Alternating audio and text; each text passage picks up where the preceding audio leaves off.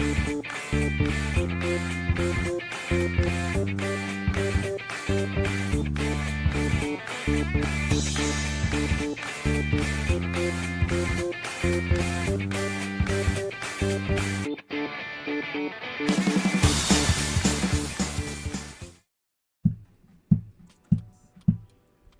and welcome back to Talk of Better Worlds. Yay! No applause this time. Yeah, I'm Sir Felix the Cat. Boo! And this is Hawk. Boo! I like these sound effects. They're fun. Anyways, let's get on with this, because we got stuff. We got a show. There's stuff we're going to talk about. It's Stuff things. and things, yeah. Yeah, but first, what have you been playing? Red Dead 2. Lame. Red Dead, yeah, worst game I've ever played. No, fucking, I just got past the mission Red Dead Redemption. The spoiler alert, if for some reason you have done yourself the disservice of not playing this game. Where I got past Arthur's story, where Arthur is no longer part of the picture. And I'm now in the epilogue, and I consider that beaten because an epilogue is it's like attached to the end of the story, but I'm gonna only add it to my list after I finish the epilogue. But holy fuck, dude.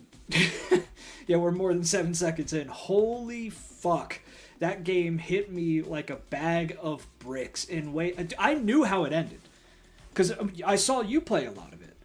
And, like, we talked about it and shit before, and I figured, like, it'd be so long before I actually played through it and beat it, and it was, but I still remembered how it ended.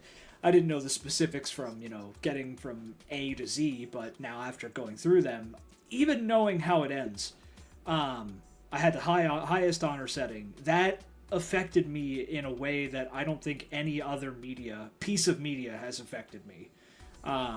It's kind of crazy. Definitely not afraid to admit that I had to really hold back, like, weeping at the end of the fucking game. Nice. It's nice. Just that shit changes you, man. It was amazing game. Nice. I have been playing a few games. I finished Dragon Quest Infinity Strash, and I'll give you a spoiler on that one. I'll give you a spoiler on all these at the end. I played and beat Fairy Tail.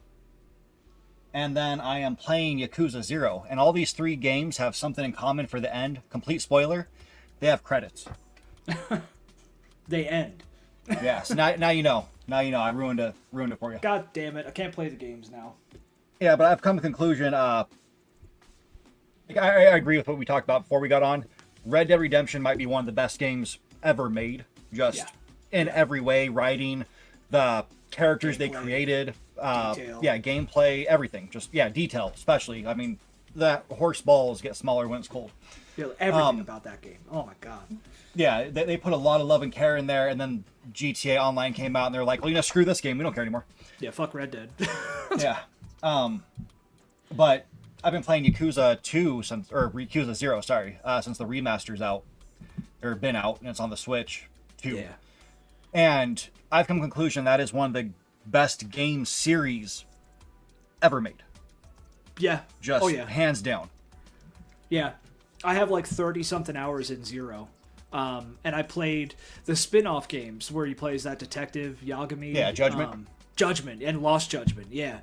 I got really deep in Lost Judgment, but never beat it. Beat Judgment at least once. And then I played Like a Dragon, I believe. Didn't beat that one, unfortunately. I haven't beaten any of the mainline Yakuza games or Yakuza games. I want to, but you could tell with the side activities, with the shit you could do, with the story, with like also attention to detail with the world and everything. Doesn't come close to Red Dead, but as a series, it is one of the best series ever fucking made. It's great. Yeah, and then what's funny is with Like a Dragon, how they have the focus on Dragon Quest, because that's the main character's favorite game.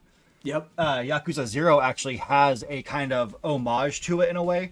There's a side mission you get pretty early on in the game when you're still Kiryu, before you even start playing as Goro Majima for the first time. Yeah. And there's a kid standing outside of like the store that sells a little bit of everything, whatever it is, the discount store. I forget the name, they're lined up there to play a game. And you talk to that kid, and he's there to get like it's basically Dragon Quest whatever.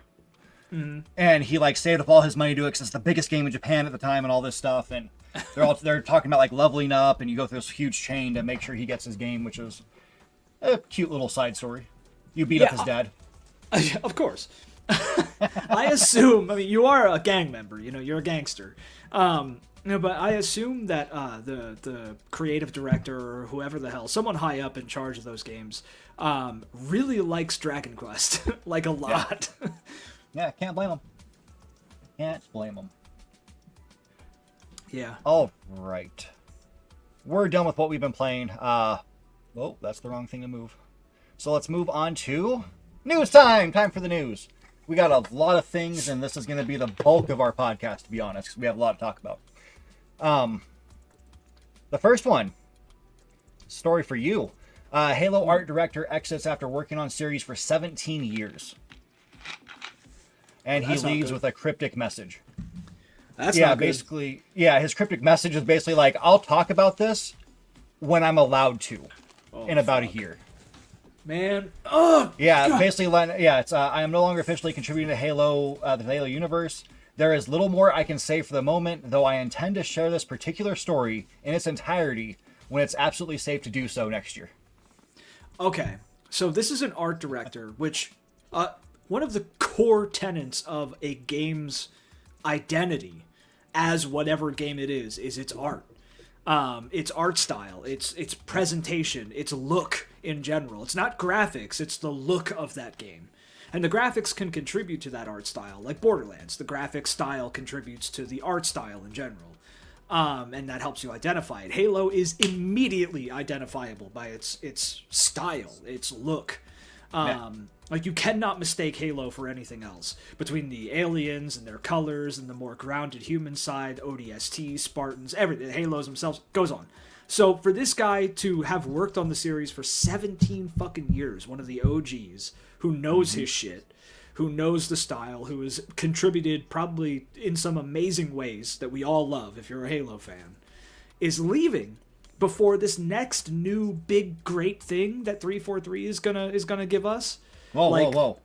343 doesn't exist. It's Halo. Yeah, fucking. Oh, no. It's not 343. We just changed the name tag. It's a new It's all studio. the same people. Well, I think they got rid of one or two of the higher ups, and that's it. It fucking. So this is a huge sign that there is, some big trouble at 343 or Halo Studios or whatever fucking name tag they want to put on their shirt. He was first with Bungie, started with them in 2008, working on Halo. He got his first credit in ODST. Beautiful. And game. he was a concept artist and senior concept artist during that time. So, during his time there with working on Halo. Okay, so one of the brains behind the identity of Halo in general. This dude is one of the big guys. I mean, this just confirms what I feared, and this is why I'm not hyped for anything coming from 343, because Halo Infinite was fucking dog shit in every way. The multiplayer was shit. The story was shit. Don't listen to anybody who tells you the story. The story was okay. No, they don't understand writing if they say that. It was terrible. Everything about Halo Infinite was terrible, including, I'm so glad you found that video that we watched at your place, a fucking year or two ago, where they broke down anti-aliasing and, what makes good anti-aliasing and bad anti-aliasing. Because it's hard to explain that to someone who, if you're on a console, you don't have to deal with that, really. It's either bad or it's good, and you can't change it. But to display in detail how Halo Infinite's anti-aliasing makes it look like trash when the game is actually kind of pretty outside of that. But I don't know. And they went back to form with the Halo Infinite in terms of art design. It looked more like the older Halo games. But I guess they're trying to step away from that again, like they did with Halo 4 and 5, which again is a terrible sign. Yeah, it makes me wonder if this new Halo 1 remaster, whatever they're doing with it, if it's not going to come out to be what they did with Skate 4. Because Skate 4, it lost its identity. It's not Skate at all. I watched my stepson playing today, and it's more over the top than Tony Hawk's ever been. Yeah. Like you're doing jumps off the top of roofs from like one roof from one skyscraper, going like half a mile to another building through the air, and it's ridiculousness. It's insane. Yeah. Yeah. And it has that Fortnite art style, which people complain about. Like people who liked old Skate complain about that aspect more than the goofiness of the game now. So it's like, are they going to follow the footsteps of COD and basically we're going to have Beavis and Butthead in a suit? I imagine that it's either going to go that way and they're just going to try and be like Fortnite / new like modern Call of Duty effectively, where they're just going to butcher Halo's corpse and like that's just it's officially dead at that point. Or they're going to try and do the whole shit that you see with so many things, like with the show off the top of my head, the Witcher show, for instance, or for the newer Star Wars movies, or for the Lord of the Rings show from Amazon, or for Halo Infinite, for a bunch of movies and shows and games where you have these young, objectively bad writers who got their jobs through nepotism.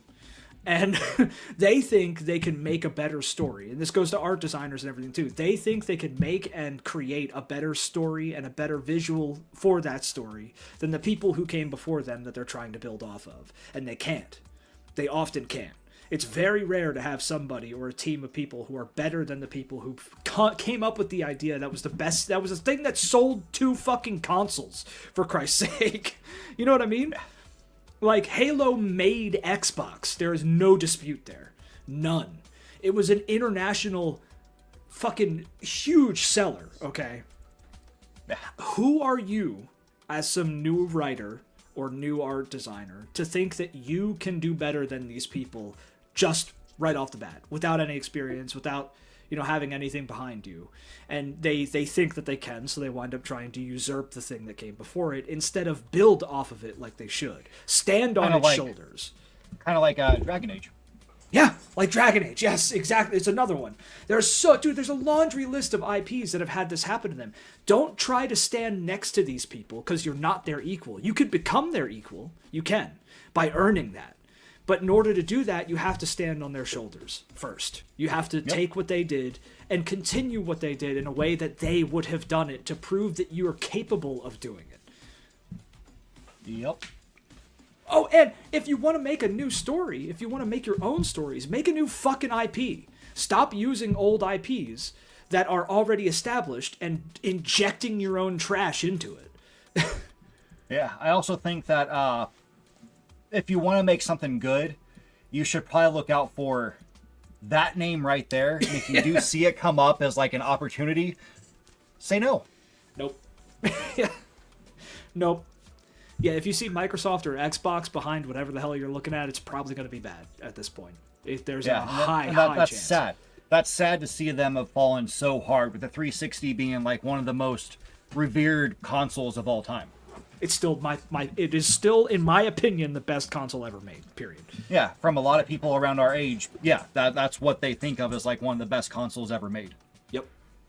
Not only is it my favorite, the best thing ever made was your cell phone because you could play Roblox and Fortnite on it. Yeah, fucking Roblox, dude. Scam the game. God. Yeah. We've fallen so far, dude.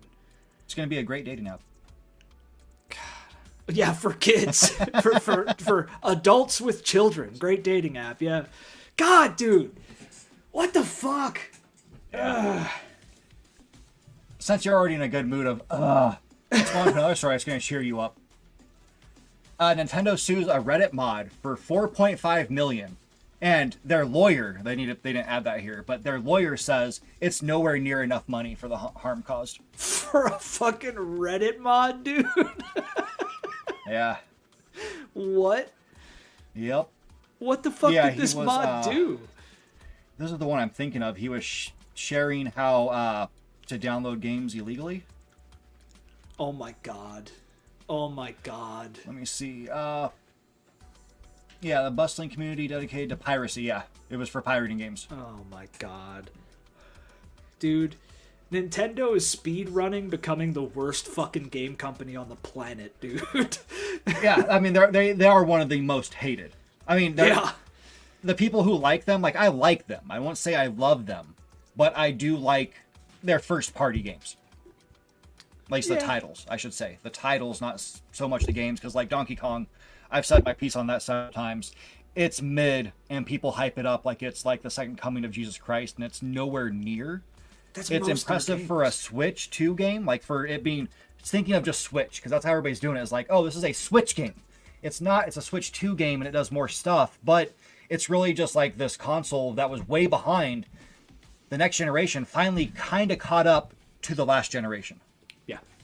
Yeah. So Nintendo finally put out a console on par with the PS3 or the PS4. Yeah, you know PS4. what I mean? It's finally PS4, because it was PS3 originally for the one. Oh, you've made it to 1080p. Woo! You put... We did it! Although I will say, I think the Switch 2 still has more RAM capabilities than the fucking new Xbox.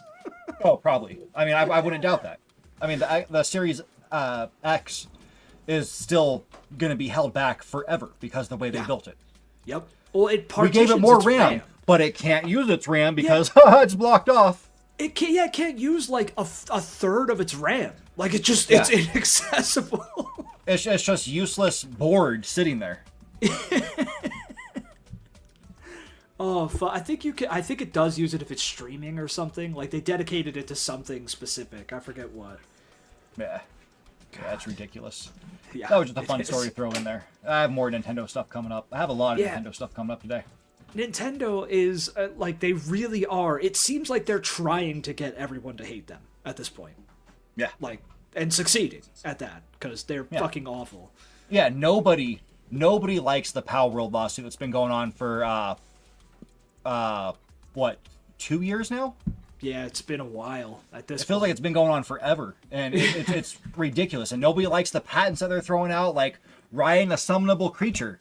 It's like, well, technically, in Oblivion, you whistle for your horse, and then you ride it. That's summoning it. You called it to you. That is summoning. Are they going to sue Rockstar next? I want to see that, dude. The Battle of Titans. Yeah, and then using like the whole throwing a ball at a creature to catch it, and then there was something else that was dumb. Super It's like dumb. to deploying a creature from some kind of like handheld device. Oh yeah, yeah. Now in Power World, you have to. It used to be like you would throw out your Owl Sphere, and it would like summon them wherever the ball landed. Now it's just they appear at your side. Yeah, you can't have you can't throw a container to deploy the monster or the creature. And that's where there's implications for games that any game that has a summoner. There's implications there. Yeah. Like you could go after like Diablo, for instance. Or just like there's just like you already have the market cornered on a specific niche of games. So why do you need to try and fuck everybody else? Like You know what they could have done? They What? could have just let Power World be on Nintendo, and they still would have sold just as many copies of Pokemon as they did, and they would have got the sales from Power World as well, the commission. Yeah. They Well, would have dude, made more Pokemon- money. They would have made mountains of money, but they're already making mountains of money. I mean, like Pokemon it sells itself at this point. Pokemon, Yeah, its biggest IP name on is Earth. what sells it. Yeah, the name is what sells Pokemon. So even if there is competition, if you could even call it competition with Power World, it doesn't do shit for their bottom line at all. Yeah. And I don't know if we talked about it, but since I'm seeing Bowser here, a couple weeks ago, Doug Bowser left Nintendo, the U.S. president. Yeah, I think we actually did it. Talked about that on one of the shows. Yeah, I wasn't sure if we did or not. Just want to throw that out there. Yeah, people was- think that now because He he's did leaving, dick. it's going to be better. Yeah. Yeah, they think that now the Switch 2 price is going to drop. Like, you guys are stupid because he has nothing to do with that. He just helps with marketing and tries to, like, soften the blow for us because Japan set that. He has nothing to do with it. Yeah, He's a Big talking Daddy head. Japan. Yep. He's a face. That's it. Yep. He's basically Phil Spencer, but doesn't come out and say a bunch of lies like Phil Spencer. Yeah. He's not as shitty as Phil Spencer. Yeah. The bar's low there, though. Yeah. Yeah, it's hard to be worse than that. Yeah. And then talking about Phil Spencer, U.S. gamers aren't buying video games anymore, revealed from a new study.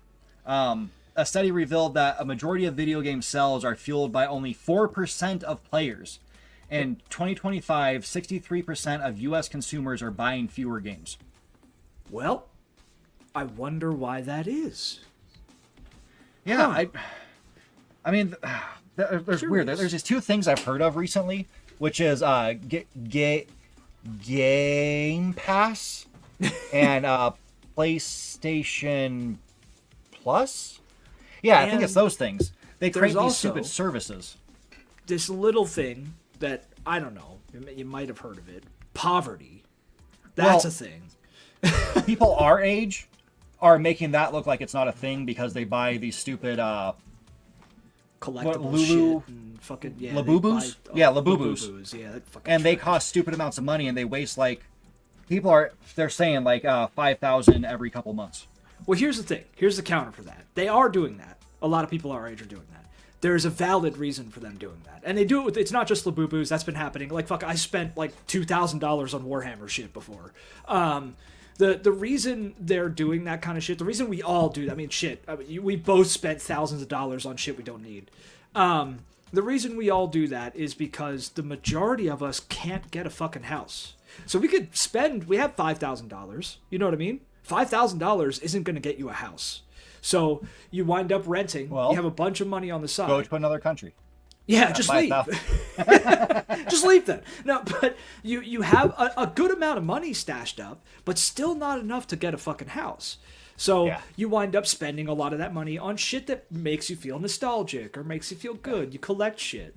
Yeah, there's Exactly new Beanie this. Babies. Yep, they are. 100%. Yeah. Which last time we had the Beanie Baby craze, people were struggling then. Yeah. Yeah. And people saw it as like, oh, I'm going to get these. And one day, if I collect them all, I can sell them for just stupid amounts of money. And those are the people who are coming in. It's the same people who bought all the Stanley Cups. I have to get them all so I can resell them later. And all these other stupid things. And it's like, stop. Yep. Stop. And I'm like, I understand. Yeah, there's a certain charm to the Labubus. I get that. When I first saw them, I was like, okay, they're kind of interesting. It reminds me of the troll dolls and all that stuff. Then I heard what they are. They have good intentions, like the Labubu characters. They want to do good, and they want to have good intentions, but all they bring is disaster because they're screw-ups. Like, they're natural-born screw-ups that have a good heart. Well, the reason Labubu kicked off the way it did is the reason why, for instance, one of the games that I love playing, just when I don't know what else to play, I love playing this because it prevents me from wasting money. It's the trading card shop simulator game where you can open up packs of fucking cards and shit. So one of the reasons the Labubu shit kicked off is because it's all random. You don't pick which ones, like you get a random one every time. Yeah. And there's like that rare gold one or whatever the hell that you could get. So it's always that gambling aspect of it that our brains are wired to be addicted to. Yeah, and I think How that's many of them ridiculous. end Yep. up How in many of them will landfill? end Yeah. up in landfill? Yeah. Tons. Give it Millions. about 15, 20 years, and that's going to be like a whole layer of landfills. And it's sad. Yeah. Because that's what Yeah. happened with Beanie Babies. Like, you can still go to, if you go to Cracker Barrel, they still have, a full display of Beanie Babies there. Yeah. And it's just like, I look at those and it's like, I remember I knew people who invested in these. Like, they were going to be this is my chance to become a billionaire. Yep. Well, I mean, and for some, it kind of has been. I mean, but not enough to justify it. That's the fucked up. Like, it's the whole lottery type thing. Like, are you going to spend $300 for a 0.00001% chance to fucking win the lottery? You know what I mean? Like, a lot of people are going to say no because it's the chances are too small. So the chances of actually making a profit from this Labubu shit are insignificant. But not enough people realize that. But another thing too is that as economies get, at least modern economies, consumer-driven economies, as they get worse and start to fall apart, you start to see a sharp increase in religion and bullshit spending. Those are the two things that you really see go up because people can't afford, they can't afford shit that they want in terms of survival, a house or even food in some cases now, but they can afford that cheap ass consumer good that makes them feel happy for a couple minutes. And because they're so miserable, they're going to spend more money on that cheap little consumer thing because it is cheaper than a lot of the shit that you wind up needing, and it makes you feel better for a little bit. And it's that addiction to that you start to see increase as societies kind of fall apart. So it's another indicator. Is this the Stranger Things kid? I don't know. It kind of looks like it. I just looked at his face and I was like, hey, that's the guy. The guy who had like the prank TV show as well on Netflix. It kind of looks like that guy. Yeah.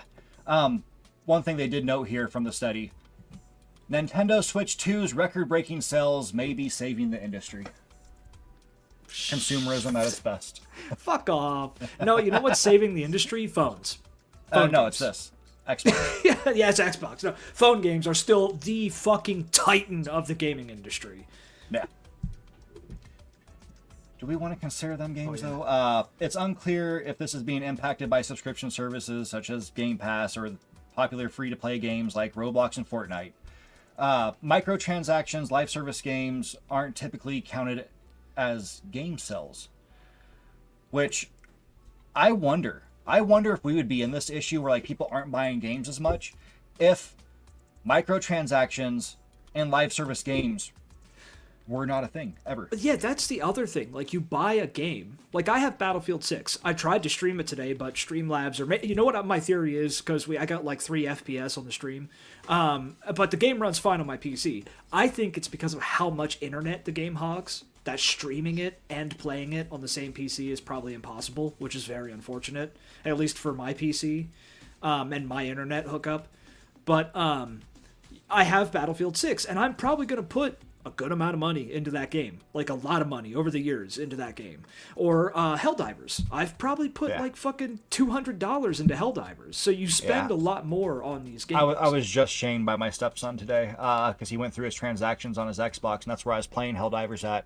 And he was like, you spent money in the game? I spent $40 on the game, which after he called that out, I was looking at it, I was like, yeah, I shouldn't have done that like at all. I shouldn't have, but I saw the suit, which I was like, hey, that looks like how I dressed up in Fallout New Vegas. I want that. Cowboy shit. So I end up spending money. It's like, I'm an idiot for doing that. I shouldn't. I am part of the problem. And we're all part of it. Anybody who says they're not doing this shit is a fucking liar. But here, it's just how much you do it and try to control it. Understand that you're part of the problem, which we both do. And that's like, for Helldivers, this is a great example because the like war bond shit that they have, it's like $10 real or $15 real, or no, it's $10 to buy a war bond. You know what I mean? And it's like, oh, it's not bad. Okay, so I spend $10 and I get a war bond. I have every war bond. It's like $80, I think, maybe even over $100, and it adds up. But you don't see it tallied up like that, so you feel better about it, and that's where they catch you. Yeah, it's once you go to your transactions on your system and look at it, and it's like, oh, like, oh fuck, oh, I spent $600 on fun fucking game in the last month. Yeah, like it just it gets bad, dude. Yeah, this is the from Matt Piscatella, who does a lot of reports like this. Trustworthy guy for this kind of information. The video game purchasing frequency. Approximately a third of video game players purchase a new video game less often than once per year. I know me and you are not in that category. While about 36% purchase a new game once a quarter or with higher frequency. We're definitely in that latter part. Definitely. I mean, I shouldn't. I definitely shouldn't, but I tend to buy a new game almost every month. It might not be like new in general, like a new release, but I'll buy a game. Like I'll go on the eShop when it's like a deep sell on something, and maybe it's like I get 4 games for about $25, and I'll do that. Yeah. Oh, dude, when we were at the apartment, I was getting probably at minimum 2 new games a week. But the thing is that most of them were indie games. So those 2 games cost like $30. Yep. So like it just, and like the vast majority of the games that I own on PC are indie games by far. So it's not like you're spending $120 every week in that case. You know what I mean? But yeah, we're in this 4 and 10% category depending on the month. Yeah. Which is 4% is more often than once a month. 10% is about once a month. You have your Call of Duty players right here about once a year. Yeah. That it's them and the sports ball players. Yeah, the FIFA players. Yeah, FIFA and Madden. Well, yeah, Sparrow says, I might be in the per year games category. Yeah, I could see. Yeah, that fits. Yeah, makes I'm sense. in that category too. Yeah, Pinky's in that category. Most gamers are in that category. They are. Yeah. Yeah. Article goes on to talk about how Switch 2 is the best-selling console of all time, or the fastest-selling console of all time. I shouldn't say best-selling, Yeah, but fastest-selling of all time. Blew the PS2 and Switch 1 out of the water. It's already sold better than the PS5. Here's That was a something given, I though. want to know if they account for. Okay. The difference in like the people who can buy a Switch numerically and the reach of its marketing capabilities. So it did outsell like the PS2, for instance, right? But it was a very different world when the PS2 was around. A very different world. Switch 1 beat the PS2 in US sales. Well, yeah, but even In global sales, it's PS2 still has like a couple million over it. Even just for US sales, like it's a totally different world. Like the PS2 didn't have the marketing reach that the Switch 2 has today. Also, the population was significantly lower than it is today. That's where like I want to have someone break it down by ratio. You know what I mean? Not just the hard numbers. So yeah, it did sell better than a lot of these others, but I want to see which console was the best seller by ratio of its like population to console sale capability. And that's too much math for me to fucking run through. But I want to see that side of it. Yeah, and I think also the Switch 1, I think, is the reason why it's so well is because it is the console. People like you don't play much console gaming. You're a PC gamer. Yeah. You have a Switch. Yeah, I have a Switch 1. And a lot of people have that as their secondary console. And then plus you have your games like Pokemon, which just... Even though, like, Scarlet and Violet, not the best made games on Earth. Like, that's an understatement. That was a miss. But how many people bought Scarlet and Violet? A lot. It's a phenomenally well-selling game. It's the best-selling Pokemon game of all time. Yeah, well, and I bet you the next Pokemon games that come out will be the new best-selling Pokemon games of all time. That's just going to keep going up because the amount of people who are buying Switches keeps going up because the amount of people keeps going up. It just all keeps exponentially growing. That's why, they want you to have more children because consumers. Exponential growth. But, Switch, Sparrow says Switch was a buoy during the worldwide, the Switch... especially Animal Crossing in particular, blew up. Yeah, it took off like crazy. And plus, they also did something different with the Switch that no other console has done. And the issue started with the Switch 1. And that's having stock. Yeah. Making sure you can show these scalpers, screw you, buy as much as you want because we're flooding the market. Yep. They flooded the market to the point where people... And I'll bring up the subreddit later, but there's a subreddit that likes to be like, hey, look it, there's still Switch 2s on the shelf. That means they're not selling. And it's like, no, dude. The thing is, Sony and Xbox did not learn the lesson from the Switch 1, which is there's a thing called scalpers. Yeah. And scalpers will buy up everything, and then so they could turn around and be like, hey, you know how this console's like $500? We're selling it to you for $800. Well, the other thing, too, is that I guarantee you, and we'll never know the hard numbers because these companies never put this shit out, but outside of what they legally have to, but this they don't. So I guarantee you that the Switch costs like 1/4 of the money to produce compared to an Xbox or a PlayStation. One, because the plastic is thinner, there's less of it. It's a smaller system. The hardware is less hardware. The screen is LCD, so it's cheaper. The screen is LCD. It's cheaper. They use a cheaper and I worked with plastic. It is a shittier plastic that they use for their consoles compared to like an Xbox controller or a PlayStation controller, for instance. It's a cost cutting measure that most people don't notice unless you like work with plastic. Watch the Spawn Wave breakdown. He actually fully broke open the Switch 2 to show all of its inner workings. You can see how the most expensive things would be the board, the chip, and their cooling system. That's it. The rest of it, literally, probably like $1.50 to produce. That's it. per unit. Whereas the Xbox and the PlayStation cost a hell of a lot more to produce. Yep. They have been for the past couple of generations the only console developer to make money off of their consoles. Yep. And it makes sense. Xbox and Sony have been taking hits or breaking just even. Yeah. And they make up for it. That's why Microsoft, or Xbox, which is the spawn of Microsoft, goes for software, because Microsoft is a software company. Xbox is becoming a software company because their hardware never fucking makes a profit, like ever. Yeah, they've been in the hole for generations. Yeah, since the original Xbox, I'm pretty sure. I think the 360 is the only one that actually like maybe broke. Yeah, it broke. It broke and made them a little bit of money, but then they went back to the Xbox One, and that put them back further in the hole. The the Series S, Series X also put them in the hole. Even though they're selling them now, it's the Series S or X at $700 for their like terabyte or whatever size storage. It's not breaking even. No.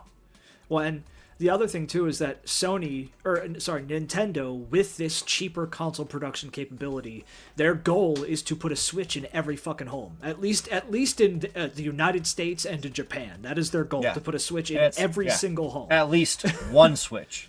Yep. They're probably going to get more because the Switch 1, I mean, in Japan, people had like 2 or 3. Oh, yeah. And you can find them in homes here too. Like, you have 2 kids. Are you just going to get them one Switch to share? You might at first. But then you're going to get them a second one because you realize they're fighting for it all the time. And then you'll get the Switch Lights because that was a cheaper version. So you have multiple of them. Next thing you know, you have like 6 Switches in your house. There's 2 Switches in this house, dude. And I don't even really play it at all. Like, I mean, I have some games on it that I want to play on it. Like the Knights of the Old Republic port that they brought on there, which is better than the PC port. Or the PC version, I should say. Because it's the phone port that they brought over to Switch. And they actually did a lot of work on that. Beautiful. But I wonder if they ever patched the second game. Because the second game had a bug to where you get like a certain point in it and then the game crashes and you can't get past it. Probably not. I'm going to assume they didn't. But we have 2 Switches here, and neither of us really play the Switch that often. I mean, we've got the PS5, I've got my PC, we've got, I think I have a PS4, I have 360, original Xbox, even some Nintendos and shit, like a N64 and all that shit. Sometimes my wife will play Switch more than I will, because I got her into Pokemon, which... biggest mistake was having her get into Pokemon with Sword and Shield, because she doesn't appreciate the old ones. You or your wife needs to be going to a game store on Thursday to pick up Pokemon Legends ZA.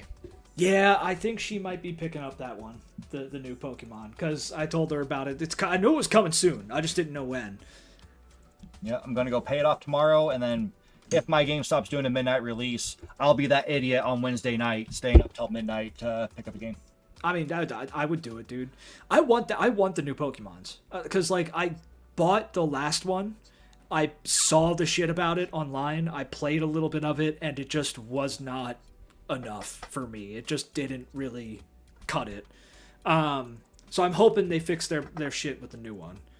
Yeah, which there's a lot to it that I've seen that's an update. Like it's ZA because you're going from rank Z to rank A, so you have to go through the whole alphabet. Like with your progression, so it seems to be a lot longer than the first one.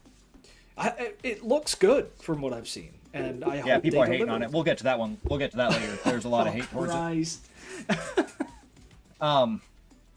Next story. Yeah. Blank screen. So there was the streaming platform called Hulu, and it had a bunch of shows, and it was owned by Fox. But you know who owns Fox? Disney.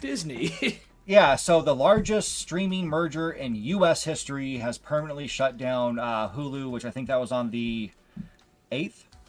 Yeah, October 8th. Shit. So now it is part of Disney Plus. Yep, it's all Disney Plus.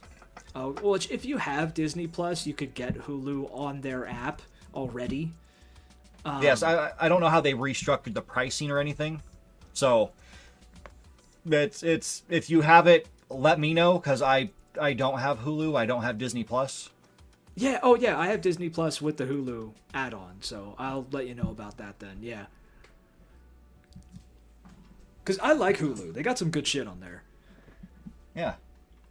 And most people use their Hulu on Roku. Yep. Dude, I think that's another company that decided to put their product in every fucking house in the United States. Roku? Yeah. God, yeah, they're masters of it. Most TVs you're gonna buy nowadays are a Roku TV. Yep. Well, and because it's everything you need all in one spot. Yeah. Well, and the thing is, the innovation that they came out with at first was that they were cheap as fuck, but offered the same quality of more expensive TVs. Like when 4K TVs were still a newer thing, Roku came out and were like, "Hey, we'll sell you a 4K TV for $250," whereas the competitors are selling it for 400 plus. You know. Yep.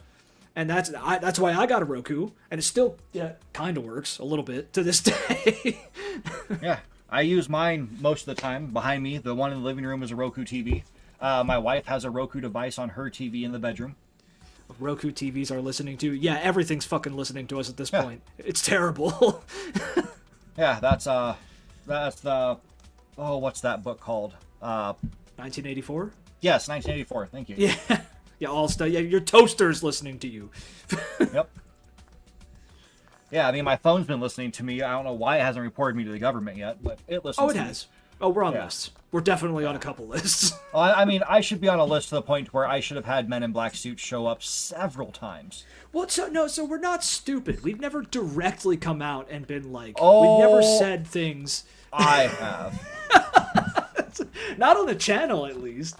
No, not like this, but while talking to people at my house and saying my opinions, or talking to myself and stating my opinions. Oh, no, so that's still okay. The only time they come to your house, like you're on a list for sure, but the only time the Men in Black are going to come to your house is if you post something where you're saying that shit. Because if we're going with that, yeah, we've both said shit that would cause Men in Black to come to our houses if we put it online. Yeah. Mine would be big bad. Oh yeah, it'd be fucking bad if some of that shit for both of us got out there. Imagine if there was a chip they could put in your, like, say Elon's brain chip got released and it was like mandatory, you have to do this under a fascist dictatorship, which is, we could say it's what we're under because it is, but we're not gonna get political. It's if that was a thing and they could just like record your thoughts and arrest you for that. They would be like, damn, this guy's Antifa and per Pam Bondi, we have to now execute him because he's a U.S. citizen who's part of Antifa. Yeah, dude, they would just do the brain zapper. Like, like the chip would have an integrated just like turn off, like off switch for whoever. Or just explode. Yeah, just. I mean, they did it with pagers, so. Yeah. We're going to be living under, what is that, Batman spinoff, Suicide Squad. Yeah. Where we do the wrong thing and just, they blow up. You're done. Roombas are apparently taking pics of people on the toilet. Well, I hope they are. We're going to get a Roomba, so I'll just, I'm going to get several Roombas. Bend over and spread it for them. Yeah. NSA can have a great time. Why is this dude pooping in his living room? Just shit on the Roomba. I'm trying to clean up my room. That's why I'm doing it. It's already sweeping, so I can just suck it right up. Oh, man. Yeah, just flash your brown star to your Roomba any chance you get, and let the NSA and CIA have fun with that one. Probably DHS too. So, have I ever talked to you about the Final Fantasy fighting game? I'm sure I have. Maybe years ago. So, with the PSP, which that's the Vita I have behind me. With the PSP, they came out with, which I wanted to show this. Let me go to big screen really quick. Behind me, you can't really see it too well, but I have my Bulbasaur, Charmander, and Squirtle. They're holding up my Vita, my Amber Nick, whatever edition that is, and my Retroid 4 Plus, or what the heck it's called, my emulators. I just thought it was pretty. Just wanted to share that. Anyways, let's go back to what I was going to talk about. On the PSP, there was a fighting game put out by Final Fantasy, Square Enix. You get to use all the main characters and fight against all the bad guys. They have a full story where they're in some different universe and they have to basically team up to take out the big bad. Beautiful game. Yeah. I love Final Fantasy Dissidia. Absolutely loved it. Then they came out with the second one, which is like Final Fantasy Dissidia NX, I believe. and that game is just hot trash. So they want to follow up that theme apparently, and they just announced today a new Dissidia Final Fantasy game is coming, but only for mobile devices. You know what's We can expect more up? news tomorrow. What? But that's what it says. Expect more. Oh, tomorrow. expect That's, more. That's Oh, where yeah, they're gonna expect officially more. announce it and all that. Dude, you know what's super fucked up about this? It's gonna sell better than anything they would put out on a console. Anything. They're gonna sell you characters, which makes me mad. Because you know what you did in the other 2 games? You Earned 'em. played the game. You just played the game. You unlock them. It's an archaic thought and idea where you play a The game. second and game was on unlocks them. PS4. It's not even that old. It's like maybe, what, 7 years at this point? Yeah, well, listen, kids. Back in our day, you had to play the game to unlock things. I know that's difficult to wrap your mind around at this point.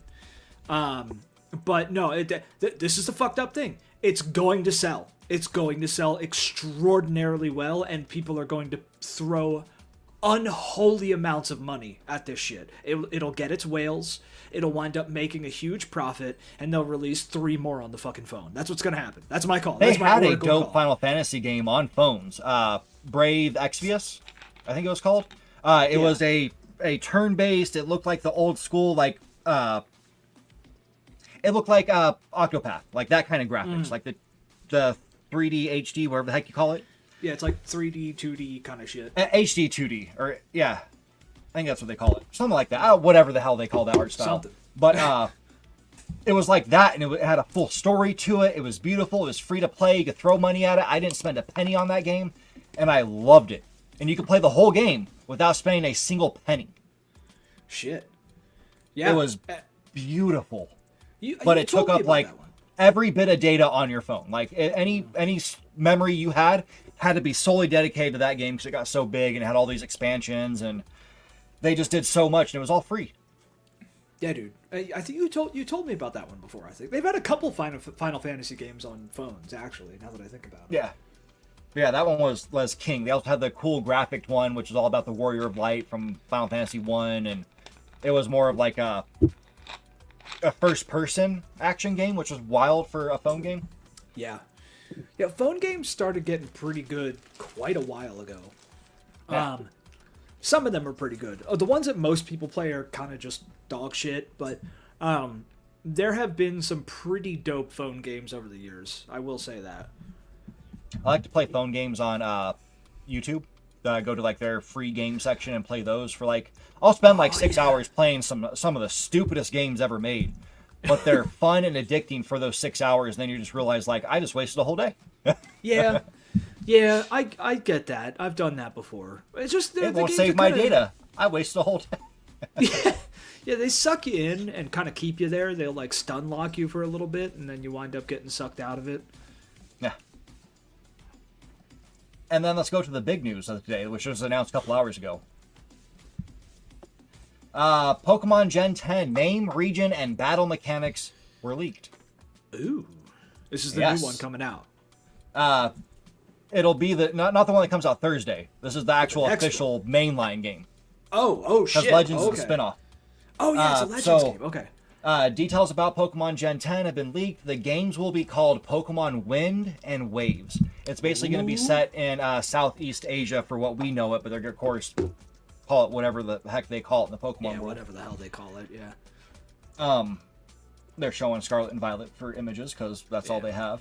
Yeah. The games will be led by Pokemon Sun and Moon director Shigeru Omori.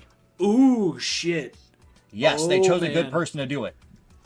Ooh, so I've been told by, like, I am not by any means a hardcore Pokenut, okay? Like, I've played every single one since I was a kid. I haven't beaten most of them. I've beaten a couple of them. I like Pokemon, but I'm not, like, a nut for it.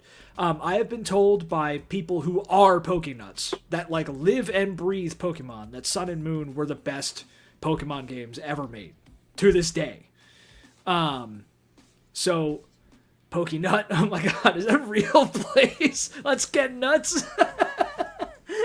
I need to. I Yeah, wish it's that in, was Belgium. near. Oh man, I want to do. I actually legitimately want to go to Belgium for the waffles for the most part, but yeah, no, like people have told me that Sun and Moon are still the best Pokemon games to date. So Yeah, to have I mean, this guy behind him. it all depends on their age, because if they were a little bit older than that, then black and white. People I've heard will Diamond and Pearl rip too. you the hell apart if you don't say black and white are like some of the best games ever made for Pokemon. Yeah, I know there's a whole like hard fan base for Black and White in particular, and Diamond and Pearl. Didn't you put Diamond and Pearl super Oh, high I up? love Diamond and Pearl. Yeah. At least the original ones. I do not care for the remakes as much Yeah. because they kind of streamline some stuff. I do like the addition of like the underground, but that wasn't enough to fix the fact that I loved the original games and they kind of cut stuff out. People Yeah. will say no, they didn't, but yet it takes about 12 less hours to beat the game without the extra grinding. So they clearly cut out 10 to 12 hours of content. Yeah, which is kind of nuts. I mean, Yeah, plus you speed level everything, and that kind of takes out the whole original Pokemon meaning, which the same thing with the newer games. They all like streamline leveling up, and yeah. in Scarlet and Violet, you become the hand of God before you even get to the last gym. If you do everything, like all the 3 different paths together, like they want you to, you Yeah. are like almost level 100 before you beat the game. And it's just a little Jesus. bit of like, well, I'm just walking up to things and being like, you're dead. Just I will Done. use. I'll find out what the gym leader is. I will use the Pokemon that's the weakest to that, and I will one shot everything. that's nuts, dude. Yeah. That's too much. That's too much. Like I'm still here waiting for my favorite Pokemon games to have a remaster or some shit. Fucking Sapphire and Ruby and Sapphire, dude. And then what was it? The green Well, they one did. that came. Omega Sapphire, Yeah, and wasn't that on the whatever. 3DS? yeah. They need to do Yeah. a modern one. They need a modern one. They need to do the Diamond and Pearl treatment to Ruby and Sapphire, but Which- just not fuck it up. You may be in luck. Do they have that here? Oh, don't tell me they actually have Ruby and Sapphire coming, dude.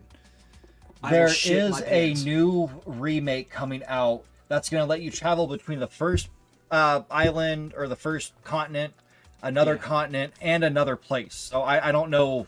I can't remember the names of them, but I remember seeing that. That was another thing that was leaked. That there's another remaster coming out, dude. or remake, whatever you want to call it. I hope it has something to do with Ruby and Sapphire. Those were the two that I really, really connected with. And then I really liked Sword and Shield too. Sword and Shield, I think, are the more I've played them, because I went back and beat. That's the other game I went back and beat. I have a couple I got to add to my list of what I beat. Gotta do it right after.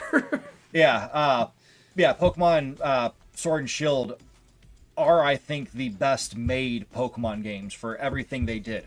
I love the Yeah. gym leaders. I don't have any gym leader that I'm like, oh god, I hate this guy. I don't want to go up against him. I'm excited to go up against every single one of them. I'm excited to do the raids. I'm excited to do even the DLCs, which one of them is basically just like a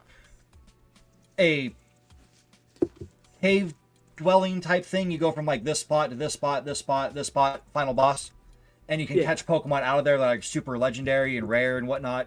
Oh, shit. That was beautiful. Like that was an absolutely beautiful mode. That continent there, or that island they're on, is the ice island, and it's stupid hard. You will just get murked there if you go there too early. That's cool. It's beautiful. Like Yeah. I love the way they did Sword and Shield, and I want more to be like that. I wanted Scarlet and Violet to come and follow that path, but they want to do a more open world, which just let you become the hand of God before you beat the game. Yeah, but that's the trend. Like the fucking have to be the best hero. Everything revolves around me. I become the hand of God. Like Skyrim syndrome is something we're seeing with a bunch of fucking games now, and I hate it. Like I don't want everything to be like Dark Souls, and that's one extreme. But I don't want everything to be like Skyrim either, where you're the hero of the story and everything revolves around you and you become a god by the end of it.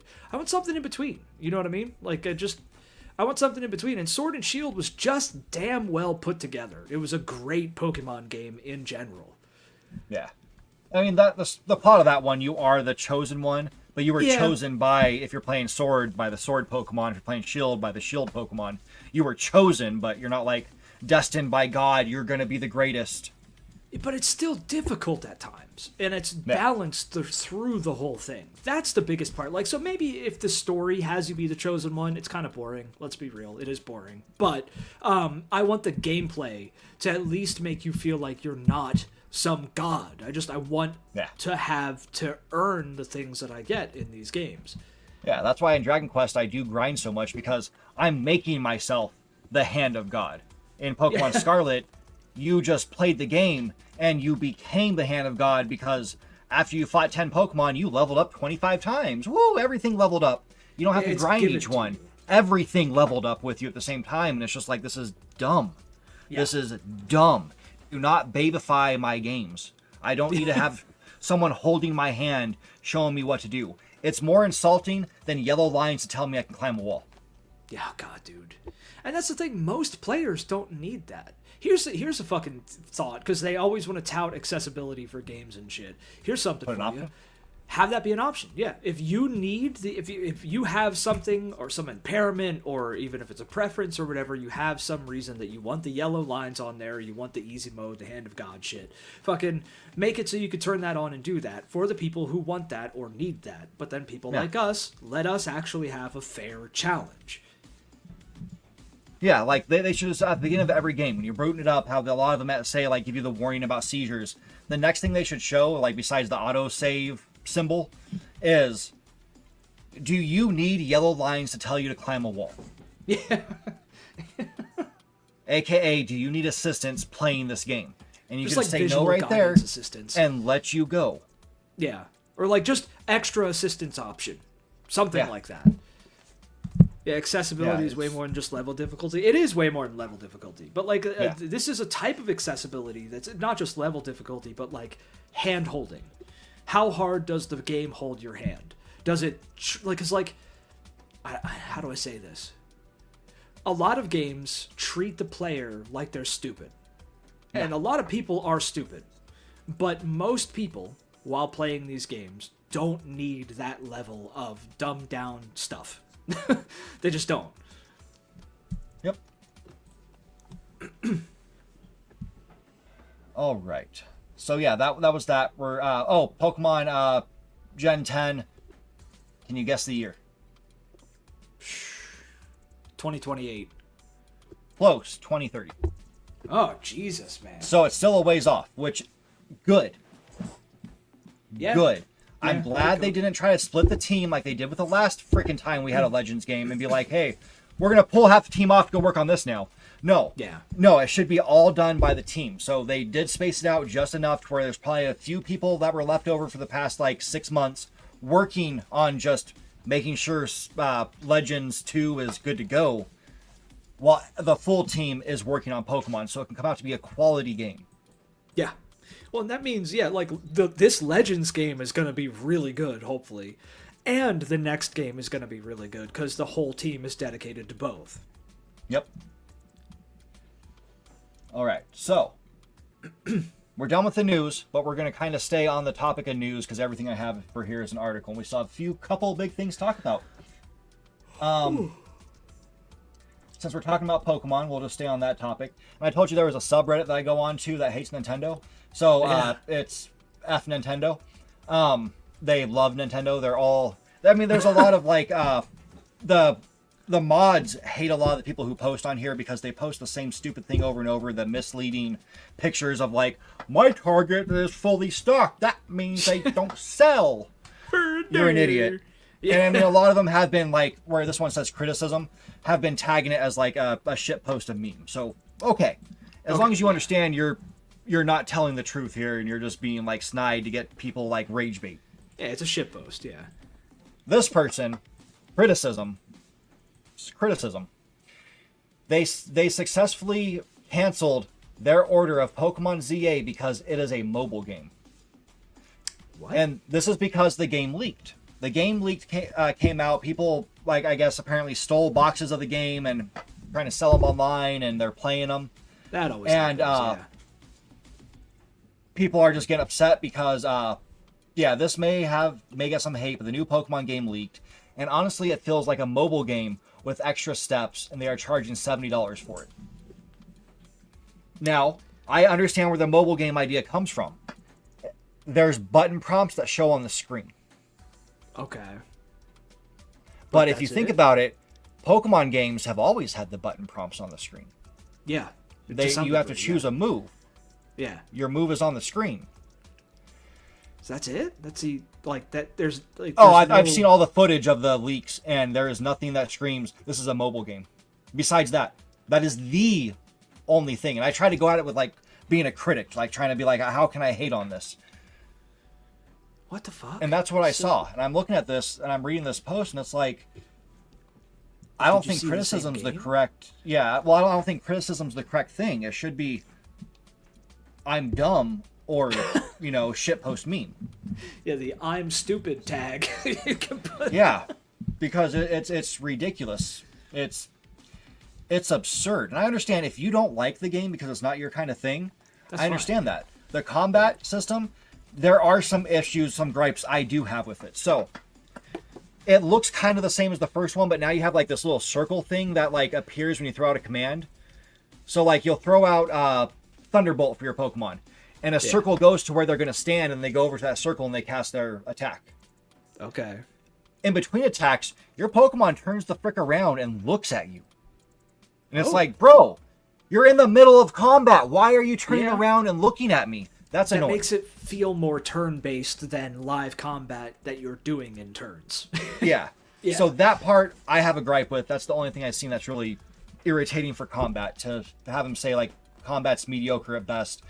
The combat besides that is what we had for Legends and for ZA. Or not ZA, sorry. Scarlet Violet. Which is pretty damn good. Pokemon. It's a new Pokemon. Yeah. Yeah. Yeah, Sparrow, he loves you. Yeah, Pokemon's just turn around and be like, what do I do next? Ooh. Yeah, pretty much. That's what it kind of looks like. It's like the lost dog, like, hey, I did it, boss. What do I do now? I mean, like, yeah, in the heat of battle, if you turn around, you're dead. Like, it's just like the whole argument with like fucking spin moves and anything with swords, like TV shows where they spin around and do a big flourish. Like, Link's Spin Slash is one of the best moves ever made. Link's Spin Slash would get him get a sword through his fucking lung, through his back. That's what would happen if he did that shit in a real fight.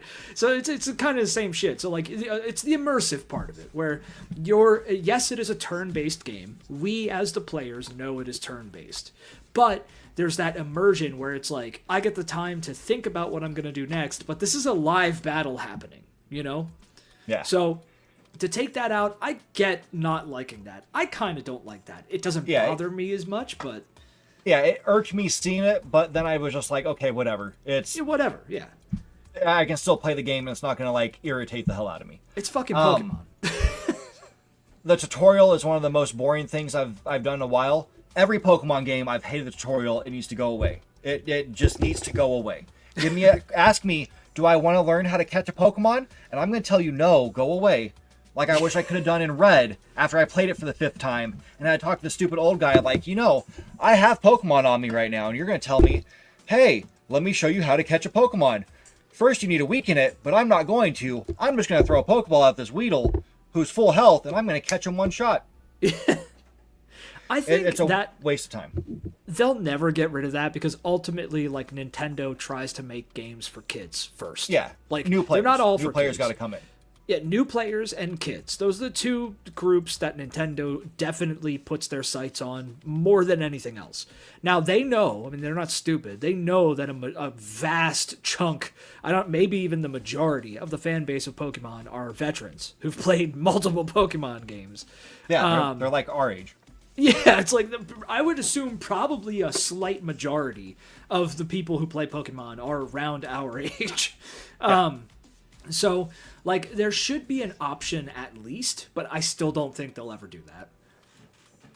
And then, the world is getting a lot of hate. Like, the comments don't load because this page just stopped loading. That's fine with me. But, he actually said the graphics are decent, which I agree with. They're not as bad as people made it seem. There's a lot of people who just hate on it because they like to hate on shit, because they love to hate. But the world is absolutely boring. And part of this plays into what the comments are. It takes place in just one town, and that's dumb. Which, what other game did we hear that with? That actually is a good game, but people hate because it just takes place in one freaking city. Shit, I don't know. I can think Dragon of Age 2. Oh, yeah, Dragon Age 2. Oh, yeah, people hate Dragon Age 2, but it's good as fuck. I mean, the story gets a little... It overstates its welcome a little bit, but it's still a good game. And people hate the fact that it was just set in one town. Yeah, like, I will admit, it gets a little boring seeing the same environments all the time. Like, there's like 5 environments in that game. Yeah. That sucks a little bit. But like the story is intriguing enough and the characters are intriguing enough, and like with Pokemon, the story should be decent enough, but it's the fighting and it's the catching the Pokemon and it's the extra shit around there that should be good enough to keep you in, even though it's just in one city. Yeah. Yeah. And the sneaking around part looks good. The fact that you have like a whole hang glider to go from rooftop to rooftop looks awesome. That's cool, yeah. Like, they did things to make the game work for the way it was. And also for the people who want to criticize graphics, the trees they show in there, they exist in real life. Those are actual trees. Like, yeah. They copied a tree that really exists.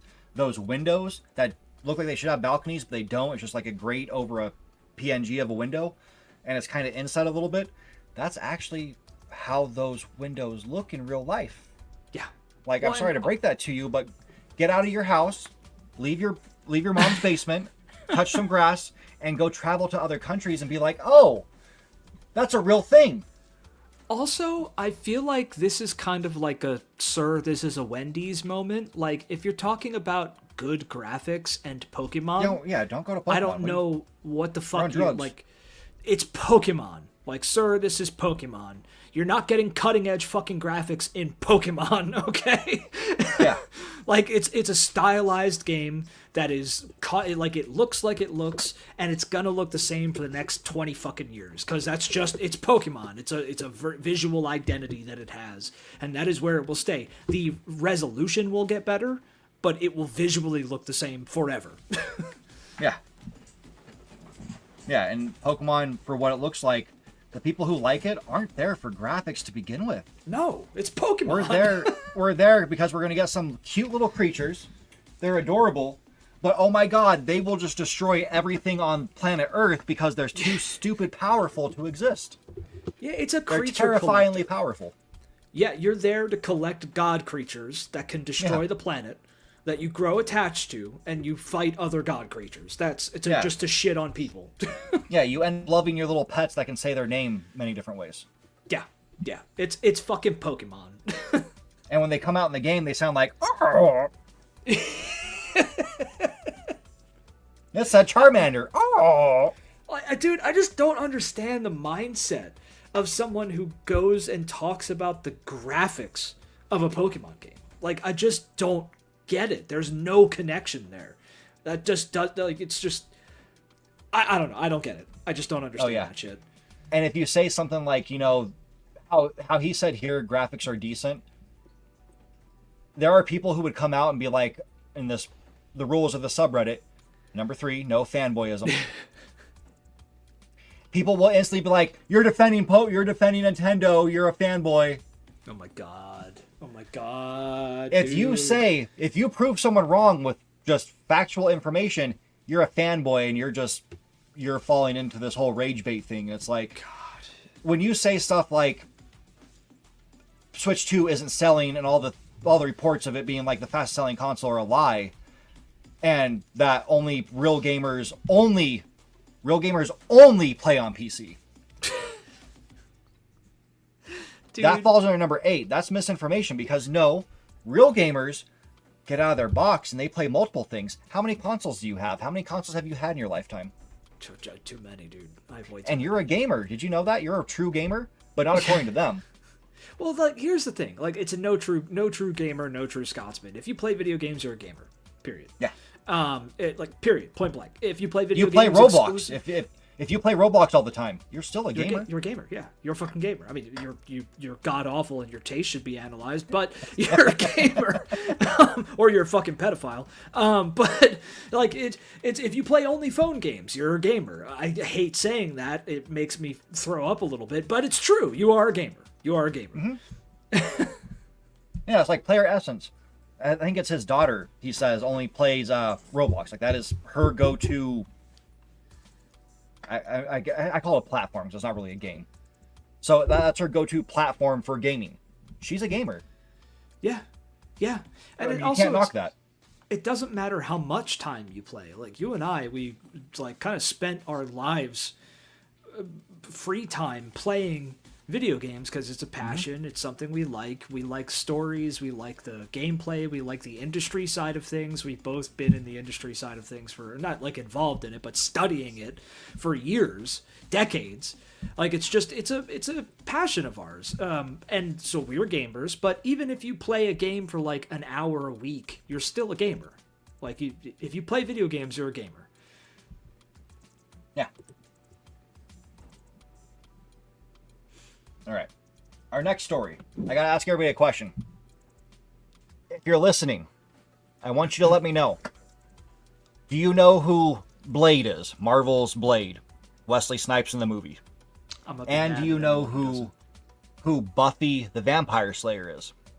We used to be on the whatever, I think it was before CW was called CW. But it was one of those shows. Yeah, it was Buffy. It was just Buffy the Vampire Slayer. Yeah. Yeah. I'm pretty sure they know about. I would hope everybody does. I mean, Buffy's been I around forever. Blade is a legendary character. He is, Cat Rex. They're both, they're well-known characters. They're incredible, yeah. So Death Battle had them on. That was their Death Battle for Sunday. And I need to watch this. if these two fought, it was really well done because it's live action. Oh shit. You don't know who Blade is? You are Hawk. What? Fire yourself. Oh my god! I have failed. Holy shit! I have failed. We need a moment of silence. Yeah. Just for you. Hold on a second. I deserve that. I earned that. No, that's legit. I'll take that one. I'm gonna take the L on this one. Yeah, call the cops on me, dude. Like this. I'm gonna take the L on this one. We need to. I'm gonna talk to her about Blade. Right. So Cat Rex, you know these characters. If these two had to fight, like they met up somewhere, and they were gonna fight to the death, who do you think would win this fight? I know who I think would win. Who do you think would win? Okay, I'm gonna say I like Blade way more. One, nobody can be cooler than Wesley Snipes. Fucking nobody. Yeah. Okay. And Blade is just one of the most cool characters to ever exist. Like he exudes cool. Oh yeah, he is cool, dude. He's the embodiment of dope. Like he's so awesome. I love him to death. He's the one who started the MCU today, by the way. Yeah. Gotta give him credit that Blade is the one who kicked off the current MCU. But I think Buffy would win because Buffy is like fucking OP, supernatural, possessed by God, fucking strong and crazy, dude. Like, but I don't think if you haven't watched the show and or if you don't remember a lot of shit about the show, like Buffy is ridiculously OP. Her comic series is also almost about 600 comics long. Jesus. Blades has about 300 comics. Yeah, Blade doesn't have that much, yeah. Yeah, she's got that girl sass. Yeah, she does. Yeah, Buffy owns it. Mm-hmm. She's fucking awesome. I love them both. Well, I watched the live stream of this episode. And I still suggest everybody go watch it because the actors that did the roles are wonderful. Like, it was a full live action death battle, and they did a phenomenal job. Yeah. The amount of people who were in there saying like, "Oh, Blade's gonna mop the floor. Blade's got this. Like hands down, there's no way he could lose." No, dude. I was just looking at it, I was like, dude, first of all, Blade is a cool vampire killer. But what is Buffy's full title? The Vampire Hunter or Vampire Slayer, yeah. And what is Blade? What is Blade? A vampire. Who's gonna win this fight? I wonder. The professional, overpowered, like, I cannot stress how OP Buffy is. It's absurd. She's like a metahuman. Okay. Yeah. She's way beyond most characters you're gonna think of for Marvel. Yeah, like the metahuman could probably bruise Superman by punching him in the face. Buffy the Vampire Slayer is going to paint the walls with Blade. Yeah, she's taken a blast that could wipe out completely level LA and walk away like it was nothing. Yeah. She's ridiculously OP. So but the amount of people who went in there, and I was reading this chat, watching it fly by, and it's just all these things about Blade's got this, and you'd have a couple people come in and be like, "No, Buffy, no, this is a one-sided fight." Yeah. This isn't fair, honestly. Yeah, it was not a fair fight. I was kind of like, I was just blown away by the fact that people that really wanted this, and it's like, you guys don't know the characters. No, they must not. Like, and this is part of my problem with Death Battle. They have really good matches, they really do, and they do their fucking homework on these characters, and I applaud them and commend them for that. It's crazy the amount of detail they go into, but I don't know if it's them or if it's the fans voting for this shit, and they wind up just honoring that. Some of their matchups are just like way too one-sided. They're fan pitched. Okay. So what the way they do this is you know this if you become a member to their thing. Well, no, you can actually, without being a member, they still do it. They do a podcast it's either Tuesday or Wednesday around like 4 p.m. Eastern or around there. I can't remember the exact time. Yeah. But it's a Death Battle cast. And basically what they've done is they've taken pitches that people have given them on their Discord, and they're like seeing, like, they talk about it a little bit, talk a little bit about the characters, and see at the end, people vote to see if they actually want this match. So this was one that someone had pitched at one point. And people thought it was a base idea. Like, well, there's me. I'm over here, and there's a whole group of us on the Discord that agree with this. A good match would be Adol Christian from the East series versus Link in his, like, Majora's Mask Final Form Fairy Master Sword mode. Yeah. Because that's like two legendary swordsmen, epic, and it would be the first time Adol is having to fight someone who's just a little bit out of his league, maybe, if Link's in his full form like that. Yeah, yeah. I mean, like, that's a good matchup. Who do you think would be best matched with Buffy? Because I'm struggling to think, because maybe Superman, Captain Superman Marvel or some shit would kill her too fast. Well, yeah. Superman's just he's too stupid. OP. Yeah. I mean, I don't know if I ever said this. My whole new crew here, which is 14 Power Rangers, 4 Captain Americas, 5 Batmen, some Saiyans, a bunch of stuff here. This is my Superman kill crew, because I'm pretty sure the way they wrote Superman, it's going to take all these people working as one to kill him, because he's just too God mode. And multiple of the same people, like multiple universes Batman. Yeah. Shit like that. Yeah, and like it's going to require all 4 Captain Americas to tell everybody what to do, because they're the only ones who are probably tactically smart enough to take him on. Yeah. But they can't do it themselves, because Captain America versus Superman is just a one-punch kill. Like, Captain America's dead, like, way too fast. Well, dude, Superman wouldn't even have to punch Captain America. He could just fucking laser him. Yeah, laser him from, like, halfway across the state. Or just breathe on him and freeze him to death. Like, yeah. Well, he's been frozen before. He can handle it. Yeah. I mean, it's crazy. Miss Marvel. Yeah, because I threw out Miss Marvel. Yeah, Sparrow seems to think the same. Would that be a good matchup? Because I'm not too familiar with Miss Marvel. But she's, like, she's very strong, but she's not Superman strong. Are we talking about the old Miss Marvel or the current Miss Marvel? The stretchy chick, or the one who had the lightning bolt on her chest and was basically a lightweight Superman who was drunk and had... Captain Marvel. Oh, Captain Marvel. I think Captain Marvel might probably be closer. She's much faster than Buffy. But I think it would still be cool, because Buffy can dodge lightning and dodge light beams from short distances. Yeah, like up close, basically about 10 feet away, dodge a beam of light. That's crazy, dude. Yeah, she's stupid fast, but that would probably be a lot more interesting than what we saw. I mean, again, watch this episode because it is beautiful. I cannot stress it enough how much I love this live action. Every time they do a live action one, which is like once every few years, it is fantastic. Last one was Deadpool versus Robin. Oh, man, yeah. No, I have this queued up. I'm going to watch this after we're off. Sparrow says Storm, though, too. I think that might be... Oh, yeah, that would be cool. Because that's more along the lines of things she's fought that are demons. Or Phoenix. Spawn, yeah, that'd be a good one. You know what? Spider-Man. Carnage, too. Yeah. Spider-Man. Yeah, Spider-Man, the Spider family. Yeah. A lot of them. Yeah, that'd be pretty good. That'd be pretty cool, yeah. Who else? Master Chief. No, she'd destroy Master Chief. No. Now, she Yeah, would her axe absolutely can destroy cut him. straight through his armor and kill him in one hit. Yeah, he'd be cutting too. She would destroy him. Yeah. Maybe her versus 5 Space Marines. Yeah. Yeah, that would probably be like Warhammer 40k Space Marines. Yeah. Sparrow says no to Spider-Man. No, Spider-Man would be a good match against her.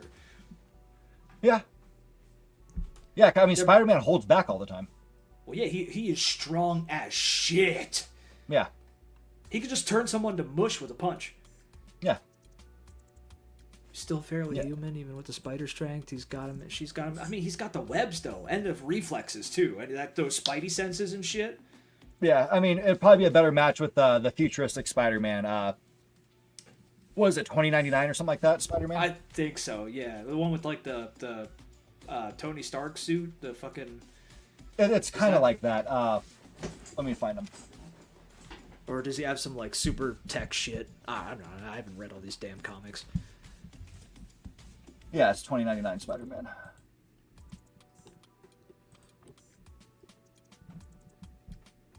He has a suit that's completely different. Oh shit! Okay, wow. He's super dope. I like this one. That's cool, dude. That would probably be a cool match. Yeah, that'd be pretty sick. He almost looks Punisher-esque with that like spider logo. Yeah. Yeah, I mean, it has a lot more of that Punisher face right there. Yeah. Where she's also got the quips. Yeah, they both have good quips. Yeah. Yeah, I just want to bring that up because I've probably made it clear I'm a big fan of them. I mean, they're one of the few YouTube channels I pay monthly because I like them that much. Yeah. Yeah, I know. I only pay like them... 2, I think. Yeah. But yeah, but you like... 2 channels. them a lot more than I do, but I still, when there's a good, when you like, because you know the shit I like, Yeah. so when there's like a death battle with characters that I know, because a lot of the time it's like I don't even know who the fuck these people are. But next month you'll probably want to watch. It's Dante from Devil May Cry versus Clive from the last Final Fantasy game. Ooh, okay, that I'm gonna watch that one. I'm definitely I liked the Doom guy versus Master Chief, which is also very one-sided. That was very one-sided. Oh, it was like whenever they have someone go up against Samus, it's like, well, that's one-sided. Yeah, that Samus wins. It's just. But you know what? Ultimately, I think a lot of the people who were saying that Blade was going to win, one, they don't understand Buffy as a character. They've never seen the show, or they just don't remember it. They think it's a drama. Probably. Yeah, they think it's like a some girl show. Chick flick drama shit. It's like, Yeah. no, she kills fucking vampires. Like, Yeah, they had, I would had watch that like again. parts of some episodes that I just didn't care for, but overall, that show was dope. Yeah, it's cool. But also probably sexism. That's unfortunately also probably part of it. 'Cause Oh yeah, it's just woman can't win. Woman yeah, bad. woman can't wins. Yeah, fucking woman. As long as bad. Samus doesn't take off her armor or her helmet, they'll be like, oh yeah, Samus is awesome. Takes off her helmet. No, bad character, no good. Femoid bad. Mary Sue, Yeah. Mary Sue. Femoid bad. You What know, about these other people Hellboy say versus that Buffy? that could be cool. That'd be I think fucking cool. Spawn is stronger than Hellboy. I mean, Yeah. Spawn versus Hellboy would also be kind of cool to watch. That But would- I mean, it would be a good, decent battle. It would still, like, in my opinion, be better than Blade versus Buffy. Yeah. 'Cause, I mean, you can have Blade and what was that Jared Leto movie that nobody watched? Morbius. His vampire Morbius. Yeah, Morbius. You can have Morbius team up with Blade versus Buffy, and That's a she's gonna fair murk fight. them both. She's gonna But murk them still both. gonna kill. Yeah, she's still Yeah. gonna. But it's fairer than this. Yeah, it's fair. But it's fairer. I didn't say it would be It's fairer. Yeah. Because I was thinking about that too, like Morbius versus Buffy, and I was like, nah, because she'd still kick the fuck out of him. Because one, he's a vampire, so like Yeah. she just has a buff, pun I guess intended, against vampires.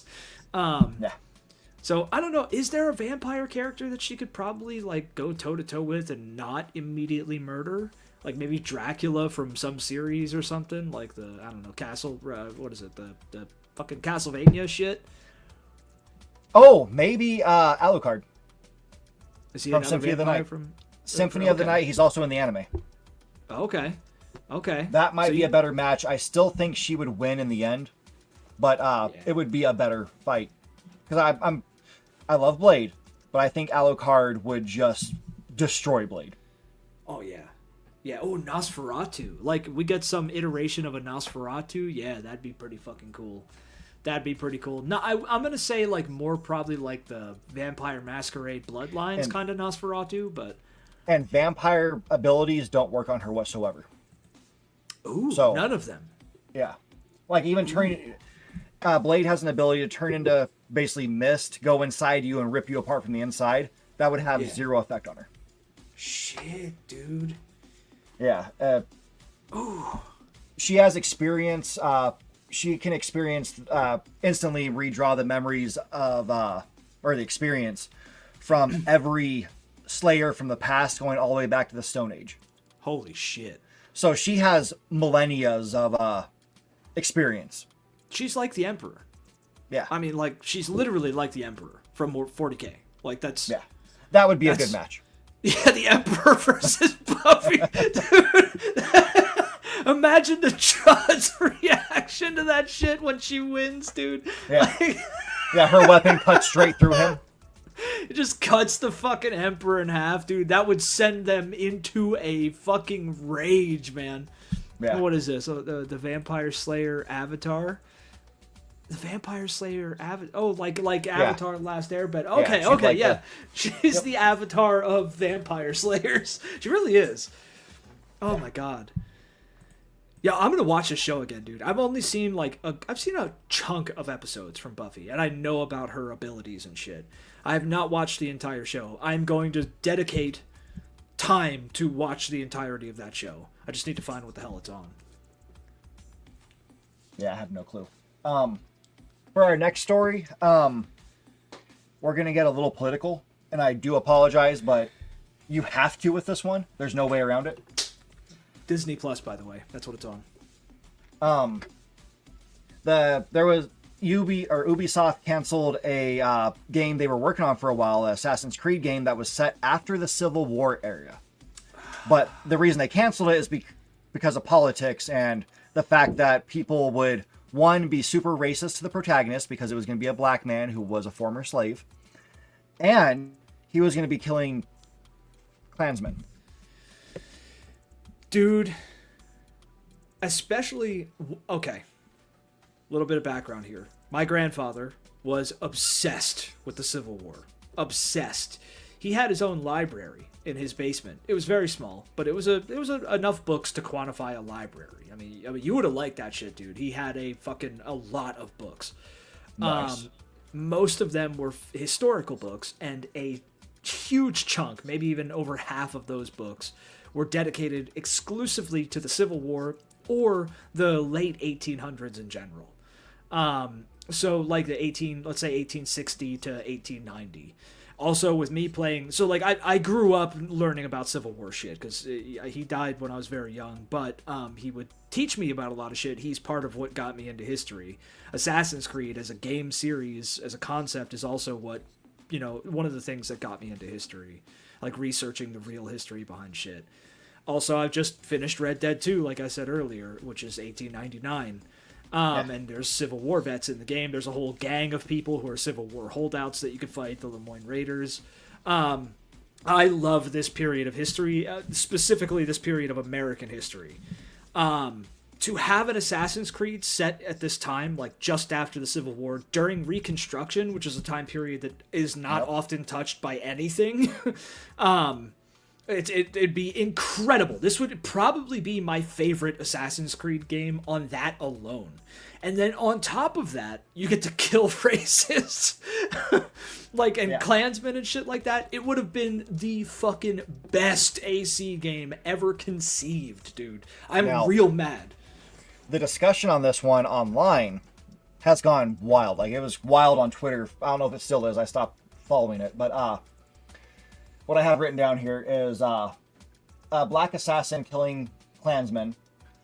It was a big topic in the political arena online where people don't realize, and this is Republicans don't seem to realize, that back in the day, the Democratic Party is our modern day Republican Party, which is the conservative party. Yep. That's what the Democrats were.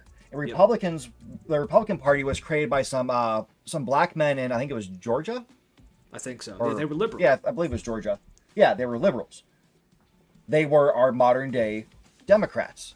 Yep. So they always go on there and they're like, well, you do understand that Lincoln was a Republican and he's the one who freed them. And it's like, yes, he was a Republican. Fact. Now, if you're going to, and then they'll follow up with like, you need to learn your history. And it's like, okay, buddy, if you want to understand history, tell me. Party flip. Yeah. Do you remember this party flip? Which people will get into you online and be like, there was no party flip. It was more of this. And it was like, oh, so they switched ideologies, which means they flipped. There's books called The Great Flip. Yeah.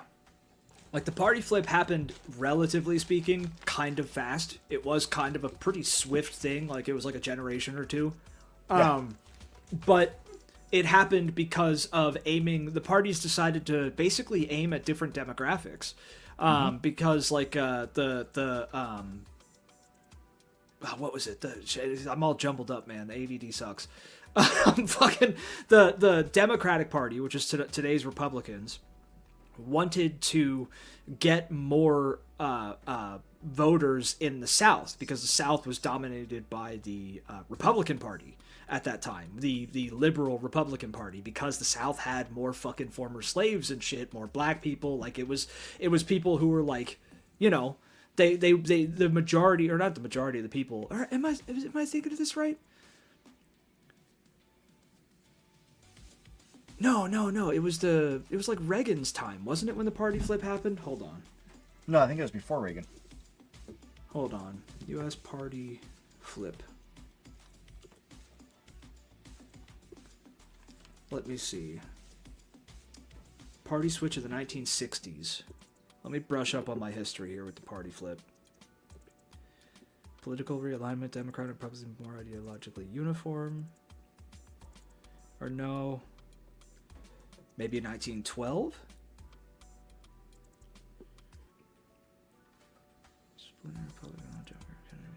I don't know. We'd have to look more into it. There was a party flip. At some point, and it's basically because both the parties wanted the voter base of the other, so they started appealing to the other and wound up just kind of ideologically shifting, which it happens in a bunch of governments. It's going to happen again. It's kind of happening now, where the Democrat... It was Roosevelt. Yeah, Roosevelt. Okay, so it was in the early 1900s. So the 60s flip that they called it was when the parties became more uniform, which is leading to the current flip that we're about to get into. The Democratic Party today, which is the more liberal party, is taking on more conservative views. A good example of that is immigration.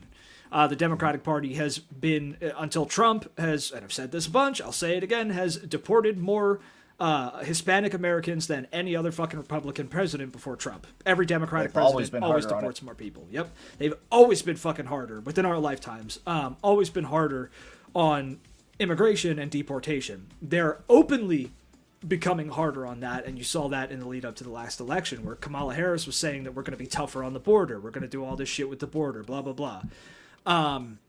Probably not going to deploy the fucking military on city streets, but we're going to be tougher on the border.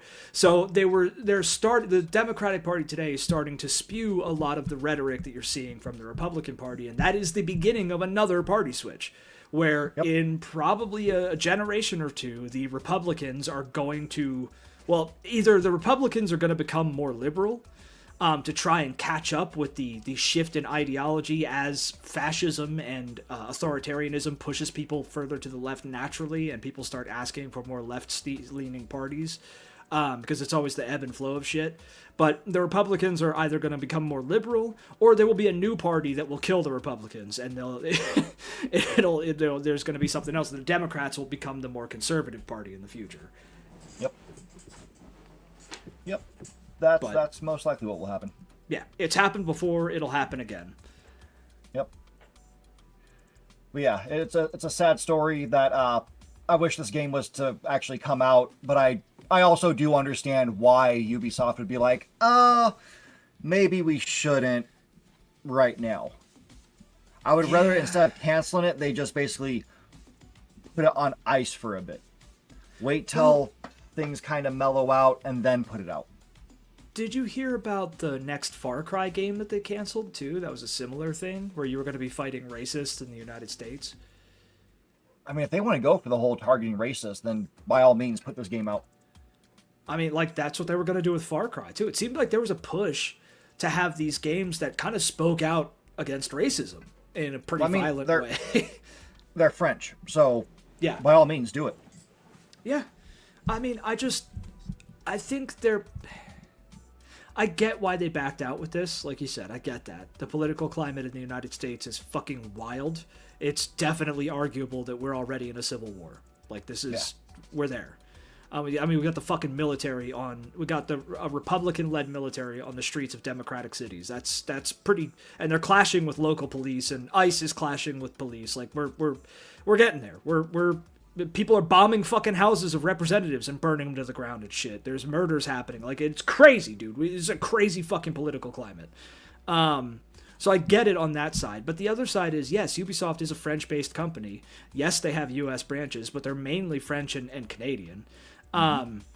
So why the fuck pull out on this? Like, make a statement. Stand up to this shit. Because the fascists wind up backing down when you punch them in the face. And this isn't really punching them in the face, but it's a good message, and I'm sure it would have been presented very well, like they usually do with their games. So why pull out on this? It's just a sad move, in my opinion. I don't know. Yeah. Now, in better news, Assassin's Creed Shadows is coming to Switch too, and I'm going to be buying it physical, which means I'm buying a key card, but I don't care. I have other key cards. I have Yakuza 0. I hope that they unfuck the FPS issues with that, because god damn did it run like shit on PC. And I have a good PC. Yeah, apparently it's running at solid 30. Well, I hope that's true, man. I hope that's true. Yep.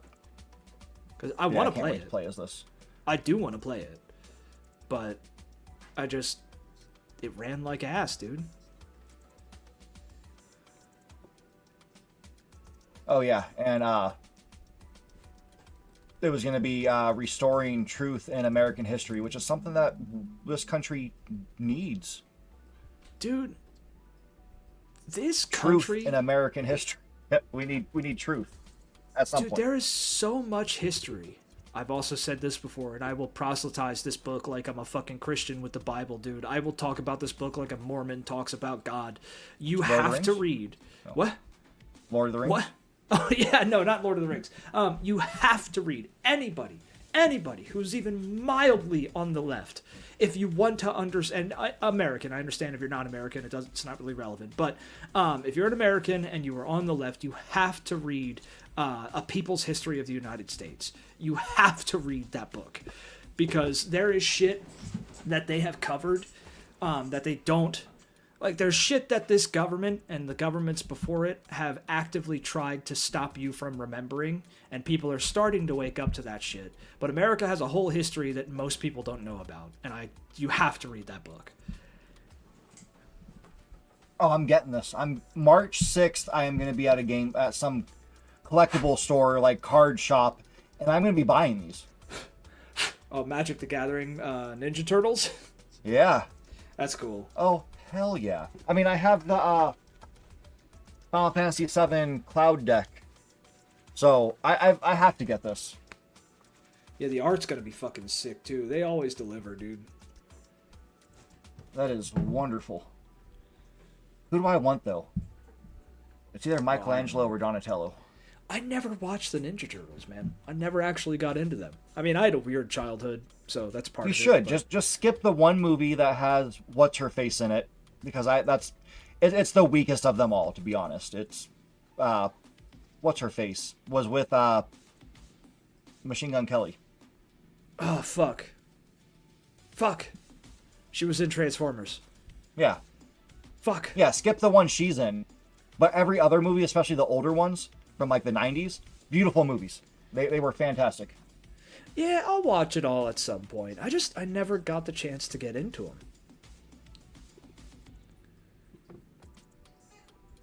All right, so I got one more, and then we're going to talk about some reviews in a movie. if Hawk wants to pull up an SCP, we can do an SCP at some point. Maybe. So we had the conversation a while back, like a week ago or so, on a live stream we did about some video game. Xbox looked like it was going to be taking the path of getting out of the console business. And, I mean, there's still a very good chance that's going to happen. What's in this article I'm about to go over could not... Yeah, Megan Fox. Thank you. Megan Fox, that's it. What is this article could just be complete nonsense. We have the whole thing where they were questioned by a couple companies, and one of them was Window Nation, or Windows Nation, or whatever the Windows fanboy website is. I don't know. It was, yeah, whatever. Yeah, and because Window Nation's a window replacement company. But they told them, oh yeah, no, we're still doing everything, because it was a fanboy site, so they're going to keep their fanboys under control, and I understand that. That was a smart move by them. Keep your small fan base at least there, so you don't lose everyone. Yeah. But apparently, then we got a leak of like, hey, they actually might have something that's coming out in 2027, which is wild. We're going to skip all this. So it's going to be Xbox Next AMD Magnus APU leak the specifications. So this is a whole new console. Yeah, at least it's the chipset for it. That's what we have right now. And again, it could all just be speculative, and it might not actually happen. Okay. But yeah, so it has two different chiplets, the SoC, whatnot. You have the GPU, which is where is it? It's compared to the Radeon products. Yeah. For desktop. AMD is Radeon, yeah. So people are kind of thinking, because it has this statement shared with desktop products, that this might not just be a console. It might be like basically a modified PC that just has the option to go into Xbox mode. I mean, I could see that. I could, like, and Yeah. this is where this. I mean, dude, you know, I've been saying this for years. Consoles are just going to become PCs. Like, there will be no more consoles. Like the Switch and handheld consoles will still be a thing for a long time. But consoles are going to, go the way of the dodo. Like, just get a PC. That's where we're all headed. Yeah. You know. It'll have 4 shader engines, Okay. which is kind of wild. For the L2 cache, it'll have at least 24 megabytes L2 cache, which is 5 times what the Series X has right now. Okay. Which, again, could be, they even know it could be speculation because it's based off of desktops. Yeah. Zen 6 for the core archives. It'll have up to 3 Zen 6 cores, which is faster than the PS6 Orion cores that are speculated to be in that one. Plus 8 Zen 6C cores, which is wild. Yeah. That's a lot. That's a lot of power for this thing. What else is interesting? Total RAM up to 48 gigs of GDDR7. Jesus, and it's gonna suck up 250 to 350 fucking watts, dude. Yes, it is going to be a power hog. Holy shit! It is going to be literally, in that sense, the most powerful console to ever exist. Dude, that's like more than a fucking fridge. I'm pretty sure. Like that's Yeah. like It's That's 60 to crazy. 70% more than what the PS6 is estimated to have, that is crazy. or to draw. dude. Yeah, Wait, and here's the- it's going to be. It'll probably be the 350 watts and be 250 in rest mode. Probably, yeah. I mean, but here's the thing. One, that thing's gonna fucking be a space eater. First of all. Yeah. Second, like kind of like my PC. I mean, I could literally heat like half the house with my computer if I play a game that runs hard. But here's the other thing. Xbox would have to dump unholy amounts of money into making a console like this. unholy amounts of money into this, and nobody's buying their shit. Nobody. Yeah. Like, their consoles suck. They can't sell fucking consoles. Yeah, which that's the leading reason why I don't believe it will ever be another console. Yeah. So I think this is planned. It might even still be planned, but it's definitely going to be canceled. That's my call. This is not going to release ever. Yeah, and then to answer Sparrow, how much AI do you think is embedded to hog that much energy? A lot. Look at the PS5 Pro. It uses, I don't know what they call it, PSSR, something like that. It's basically AI upscaling. Which is stupid. Yeah, and that's why the PS5 Pro is a power hog as it is. Yep. I fucking hate this whole implementation of AI in games, dude, with the upscaling. I hate upscaling in general. Just make your fucking game work and make it look good as is. That's what used to be done. Yeah. But if you want a more detailed breakdown from someone who understands this stuff way better than I do, Moore's Law is Dead YouTube channel. Check him out. Here's his video. I mean, heck, for people who are on here, I'll even share you the link if this ever wants to work.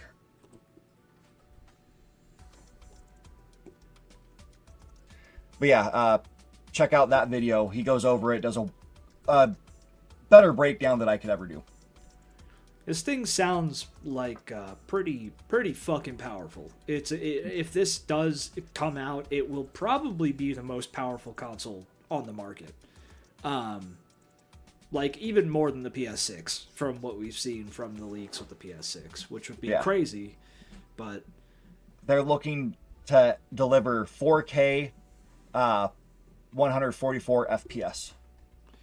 That's crazy. Now, do they mean actually like 3840 by 2160, or do they mean 2K? Well, it's going to be all AI upscaled from probably 2K. So, but that's not actually 4K. That's upscaled. It'll give you the illusion of 4K. Yeah, it still won't look that good, but it's yeah, and this is the problem. Like, okay, so if they do make a console that's that powerful, what the fuck is there to play on it? Yeah, and so it would have to be game development times are now longer than a console lifespan. Yeah. So basically anything that Xbox has announced in the past year would be for this. Yeah. Because there's no way any of those games are coming out for the current one because they're all like 7 years out still. Yeah. I mean, it's like, and also people aren't buying games anymore, and part of it is Game Pass. Part of it is Game Pass for sure, and the PlayStation whatever the fuck thing. But I would argue that the majority of the reason why people aren't buying games anymore is because they're way too fucking expensive. They're just way too expensive, and people don't have the money for it. And what you get isn't worth what you pay. Like, how many AAA games that you get are actually fucking worth it? Battlefield 6 is the first AAA game that I've played in the last, like, 12 years that I feel like was worth the price so far. Like, I had a pretty bad first match with multiplayer, but then I got into some good matches. Some of the maps suck. Some of the maps are really good, and I got into some really good matches with people who know how to play Battlefield. And I had a great fucking time. I haven't had that much fun in a Battlefield game since Battlefield 1, when that one came out. So, and it runs well, it looks well, it doesn't have all this stupid upscaling shit, it runs perfectly. I mean, my computer runs hot with it for sure, but it runs perfectly, and it's optimized perfectly for most people. It's even sitting at like mostly positive. We'll get into that, but fucking that's the first game in a long time that a AAA game in a long time that I've bought that I feel like was actually worth it. So people aren't buying games. People aren't buying consoles. People definitely aren't buying Xbox consoles. Who the fuck are they making this for? Who are they making the new Xbox for? Who are they making the new PlayStation for? Yeah, nobody. I mean, people have done polls. There's countless polls online about do you want the next generation? And it's unanimous. No. First, make a game for what we have now. Yeah. Because both console manufacturers, Xbox and PlayStation, have not made any games really. This has been the most lackluster generation we've ever seen. This is like the PS3 generation for the first 2 years. That's what we're looking at right now. Is for this whole generation so far. There's nothing. It's terrible, dude. It's like worse said, than the Wii U library, which is disgusting. It is, dude. And I mean, like you said, game development is longer than console development at this point. Like, Yep. people, these game companies. So first of all, the Xbox and Sony need to step the fuck back and focus on the consoles that they have now and stop. Yeah. Also, game development studios have to step back and stop spending $400 million on game development, on a single game development over the course of 15 years to make a game that barely runs on anything that's fucking out. And fucking, it runs like shit, it plays like shit, and it's all flash and no substance. You know what I mean? Like, stop making this shit. This is why indie developers are making the games that are selling better than anything that AAA studios are putting out at this point. Yeah. Look at how people were hyped for just years for Hollow Knight Silksong. And it finally came out, and people love it. People are playing the hell out of it. Dude, there's so much hype for the company that made Shovel Knight. They're coming out with Mina the Hollower, which is another, like, it looks like an old school Zelda game. And people are super hyped for that. Yeah. You have Stardew Valley, which is still like one of the best selling games we know of. Ever, yeah. Yeah. Well, dude, the fucking Hollow Knight literally broke Steam. Yeah. It actually broke the internet. Steam. Yeah. Because everything was down. It wasn't just Steam that was down. It was like the PlayStation Store had issues. All of them. Yeah. It's I have never seen a game do that before, dude. Ever. And like, we're talking with modern internet infrastructure too. It like, that's unprecedented that it sold that much and that many people were trying to get it at one time. That's crazy. And that's an indie game. So like, this is the age of the indie game, and I still stand by this being a gaming renaissance. And it may not look like it if all you play is AAA games. From that point of view, this is like gaming hell. But for everything else, this is a renaissance. This is the time for the indie game to shine, and it is. Yep. I haven't checked, but maybe RGT put out his the console gaming industry's done video again. It's been about a month. Not quite yet. Not quite yet. It's a monthly soon, video probably. for the past like 2 years. I mean, I don't want to put a year on it, but I think consoles are gonna have to change or they're gonna die. Like, that's just. Oh, sorry. That's I mean, where the we're video game industry is dead, not consoles. Video game industry as a whole. Oh, yeah, no, he's fucking stupid. If he's saying the video game industry, no, video game industry is just fine. Yeah. I have to do the obligatory shout out to Coral Island on behalf of Sparrow. It's an awesome game. It needs to come to Switch too. I don't know why it hasn't. I understand it's an indie developer, but come on. Yeah. You see how well this console's selling. Put it out there because you're gonna sell a ton of copies. Oh, dude, Because it would go. Nintendo is one of the consoles that people buy games because we don't get a service. Yep. I mean, we have old games that, yeah, some of us want to play. Like if they put Zelda Twilight Princess onto whatever their platform thing is called, yeah, I'm going to play it on GameCube, 100%. But if they put out an actual copy of it, I'm going to buy it. Yeah. Like, hands down. Yo, you want another good example of like consoles failing? Helldivers 2. So Helldivers 2 was a PlayStation exclusive, right? But it also came out on PC. The vast majority of players on Helldivers from day one, maybe not today, but from day one until the Xbox release were PC players. Vast majority of them. So people aren't buying shit on PlayStation. They're not buying PlayStations either. They're buying more PlayStations than they are Xboxes, but not nearly as many as they want. And like, the only two platforms where people are still buying games are PC and Switch. Like, that's that's where it's at. Yeah, so right now we're looking at PS5 has sold, and this is probably a little bit inflated because Sony likes to inflate their numbers because they're assholes. They say over 8.3 million PlayStation 5s have sold. 80.3 million. Oh yeah, 80. My bad. And that's worldwide, so. Yeah. Yep. Which, comparatively, I don't even know where that stands. Probably not that high, honestly. No. No. How many? Switch 2. Yes, for Switch 2, it's gonna be like fucking hundreds of millions. Or not? Wow, only 9 million? What the fuck? Hold on. The last number I heard was over 10 million. So. Oh, do Switch 1. Do the first Switch. That's probably like 100 million. Let's see that one. Yeah, 100. Yeah, there we go. There we go. That's what I was expecting. Yeah, 153.10 fucking million. There's a Switch in every home, dude. Yep. Yeah, and they're still selling. Like, even in Japan, they're still selling. Yeah. Well, yeah. Even here, you go on Reddit, and people will be posting, like, I finally got a Switch, and they're literally showing the Switch 1. They got the Switch 1. Well, dude, so many people wind up waiting to buy. I mean, I'm getting that way with like AAA games and shit, or even like upgrades and stuff like that. Like, I will upgrade my computer probably in the next GPU generation. So right now, I'm 2 generations behind. I have a 3090. We're on the 50 series at this point. So when the 60 series comes out, I'll buy a 40 series. You know what I mean? Yeah. Because at that point, the 4090 will be cheap as fuck. Yeah, I'm not going to pull up this Reddit, but person here even says the Switch 1 has at least 10 million more in the tank, if not 15 million, to sell over the next 2 to 3 years. Easy. It's only a matter of time before it crosses and beats the PS2. Unless, I'm going to add for this because I doubt they said it, unless Sony comes out and be like, oh yeah, no, actually, we sold an extra 20 million beyond what we reported for. We checked our records and found we sold an extra 30 million PS2s. Yeah.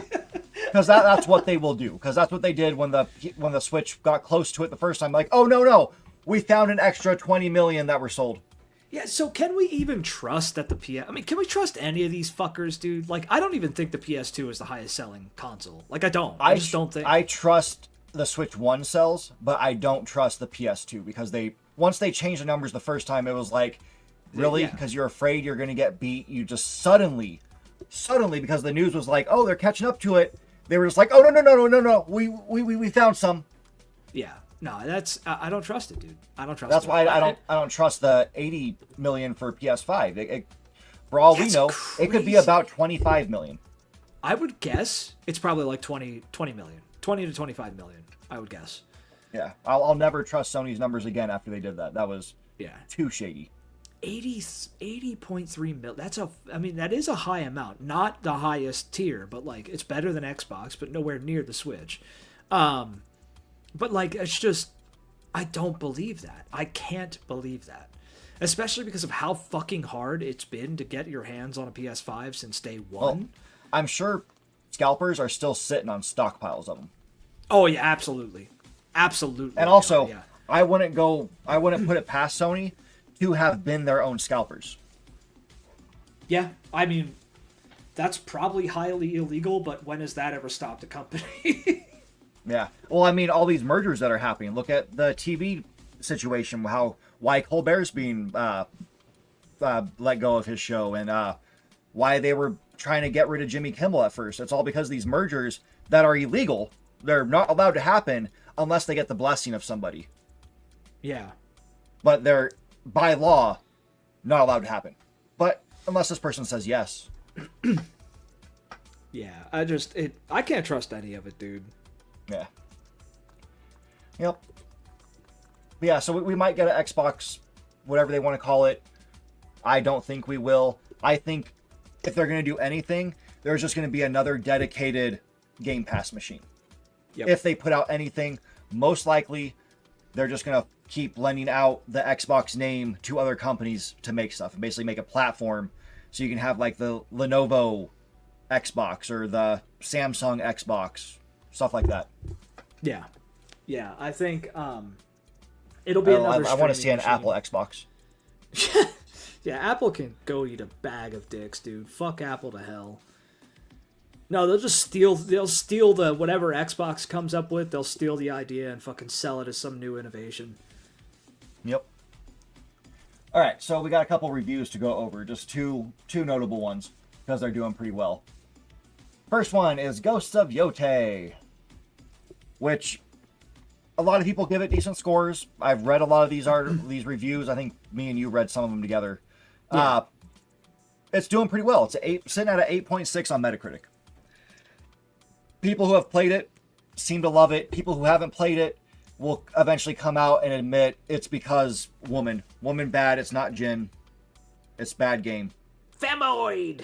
It does everything bad. It doesn't do anything that the first game did, even though it just took the first game and improved upon it and made things more fluid. And yeah, I mean, it's got a similar story, but that's the whole point of being a ghost. It's that story. That is why you're a ghost. It's a revenge story. Yeah. Your vengeance. Yeah, in that case, every Batman movie and game is bad because it just follows the same plot. Yeah, dude, these are the same people that'll read the same fucking comic like 400 times. Yeah. Like, and just in different iterations. Like, come the fuck on, man. Yeah, if I didn't like things that repeated themselves, I would hate Dragon Ball. Because the whole series, the same exact thing. Everybody's getting their butt kicked. Goku shows up, saves the day. Yeah. And then, everybody's getting their butt kicked. But then Goku shows up and saves the day. That's just the whole story over and over and over and over and over again. Yeah. No, I think Ghost of Yotai is probably good as fuck. Yeah, and it's right now it's just on PS5. Everybody knows it's coming to PC at some point. Yep. Yeah, it seems to be doing pretty well. It's gonna definitely be a runner for Game of the Year. Like, that's pretty much guaranteed because it's a big, notable game. And like I said, the only people you're gonna have on it, here you go. The dev are very woke and laugh about the Charlie Kirk assassination. So you know what kind of people don't like this game. It's the ones, one, she's a woman. They're woke, which they don't even know the definition of the word. Because if they did and they had a brain cell, they'd be like, oh, you mean being woke is just caring and accepting others and not just being a bigot? It has no... woke just means things I don't like and woe man. Yeah. Literally just a copy and paste of Tsushima with a cookie cutter revenge story. I doubt that. I highly doubt that. It's not from everybody who's played it, everybody who's reviewed it.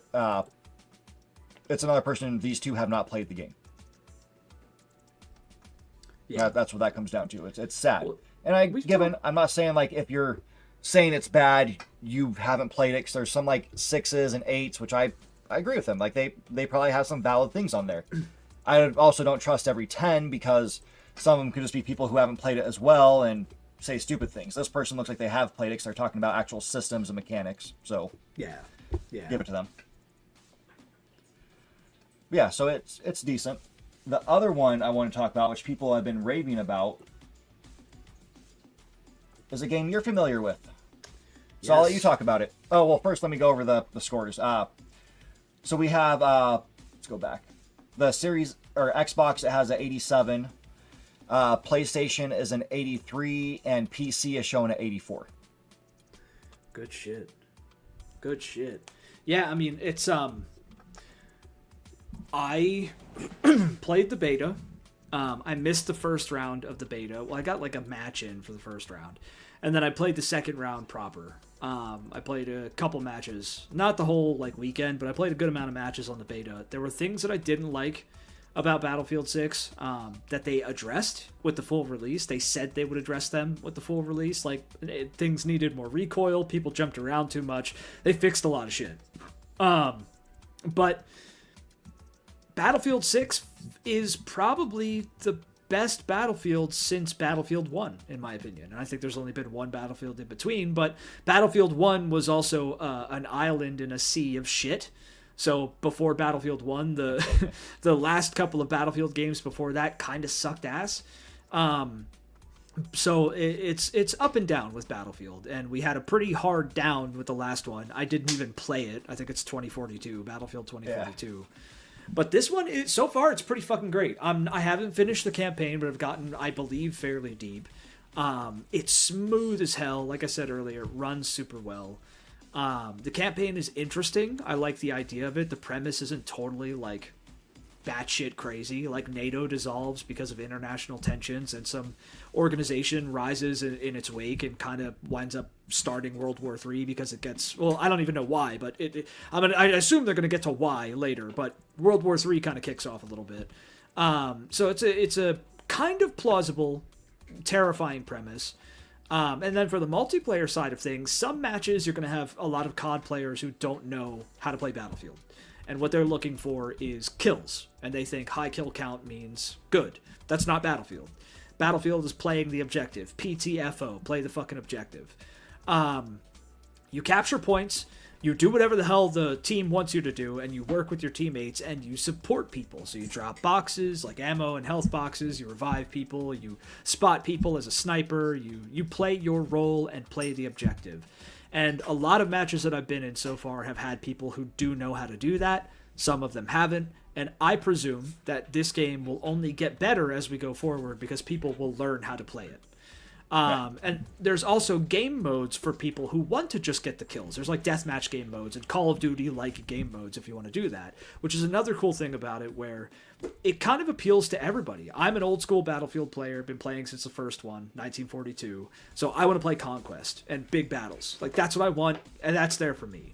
If you're coming from Call of Duty and want like 10v10 fucking real tight maps, shootouts, and just nothing but kills, deathmatch is a thing there. There's a couple other types of things you could do there too. The maps aren't great compared to other Battlefields. Some are kind of shit, some are fairly good. I think that's going to get better too, and there will be season passes and shit, but they're saying they're going to stay realistic and everything. Overall, it's good. I've had a good time with it, and I'm surprised at how well it's turned out with the time that I've spent with it. Yeah. And then, so there's speculation on this one. Over the weekend, DICE put up a poll asking people what they would play Battlefield 6 on the most, and they had PC, Xbox, PlayStation, Switch 2, which is basically people thinking like, oh, they're actually considering making this game, like putting a port on Switch 2. Be interesting. I don't think it would look the same, and they would have to guarantee it's at least 40 FPS solid, no going below that to make it fair. Yeah, like a competitive FPS on the Switch. I don't they have know, their other game. What's the other Fortnite or not Fortnite? Overwatch type game that DICE made. Oh shit, I don't know. Apex Legends. Okay. That's on Switch, and it performs really well. Oh shit. But okay. It's also a cartoony style, not realistic like this one. So and it only has like 16 players, I think. Yeah. Like this is 64 players. Yeah. So it would be a big game for them. Yeah, I'd like to see if they can do it. EA is in debt though, so I don't know how well that's going to work out. Yeah. Because the deal went through. It's official. Yeah. EA is now owned by Saudi Arabia and Kushner. That I don't like. I do not like that at all, dude. Nope. Oh, here's something. Battlefield 6 did take something from Call of Duty, and it was a good thing. Players. Yes, players. It took a lot of fucking players. A lot of players from Call of Duty. That's a great thing. Well, hopefully. We'll see if they learn how to play Battlefield. If they do, that's the thing. I'm not gatekeeping, but it's acceptable for Battlefield, old school Battlefield fans to tell Call of Duty players, this isn't Call of Duty. You're not going to make it Call of Duty. So if you want Call of Duty, fuck off and play Call of Duty. If you want to play a new game, come over. We want you. We want you. I want people to play Battlefield, but keep it Battlefield. Do not make Battlefield Call of Duty. But the one thing that I do like, and some people like hardliners have bitched about this, I think that's stupid, but the one thing I like is that they brought over like the gunsmith kind of shit. So you could fully customize all of your guns for all of your classes, even down to like attachments and rail attachments, underbarrel attachments, barrel lengths, like muzzle attachments, scopes, fucking stocks, weapon or magazine types, even ammo types. So like there's a lot of customization with your weapons, and that is from Call of Duty, and I fucking love it. It's so cool. Yeah. So it'll be cool when this game, if it does make it to Switch 2, it'd be impressive. It'd be a big step for DICE to do that. A big step. I want it to go to Switch 2. They also better keep the Switch players in their own bubble, because Switch players will get fucking destroyed by PC players if they like mix that. So yeah, so there's that. And then we have, yeah, we'll do the SCP on the 27th for the Halloween episode. We have one last thing, and we did not announce this one. Yes. We watched a documentary. A movie. It's a movie. Yeah. We watched a movie. And that is... Oh, nope, not that. Removed from stage. It is... Dun dun dun dun dun dun dun dun dun. John Candy, I Like Me. I grew up watching a lot of John Candy movies. I've seen a lot of his stuff. I've even watched Second City TV, like episodes you can find online. And I've always found him to be like a genuinely funny guy. And I've always known through when I was growing up and hearing about him, he was a good guy. Like, and for a Hollywood actor, he was a really just genuinely good person. Yeah. And it was a big loss for like the comedy world when he passed. It was a very sad time. A lot of actors who worked with him deeply missed him. You had like some of the funniest people in Hollywood crying at his funeral because they were so upset that they lost him.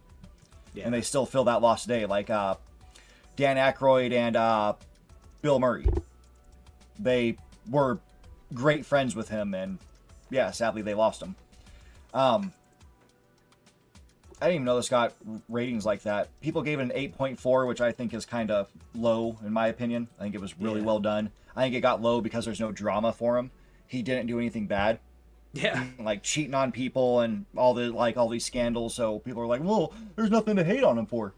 And they make that clear from the beginning. Like Bill Murray says, like, I hope you guys can dig up some dirt on him. Because yeah, in the very beginning, yeah. Yeah, he was a good person.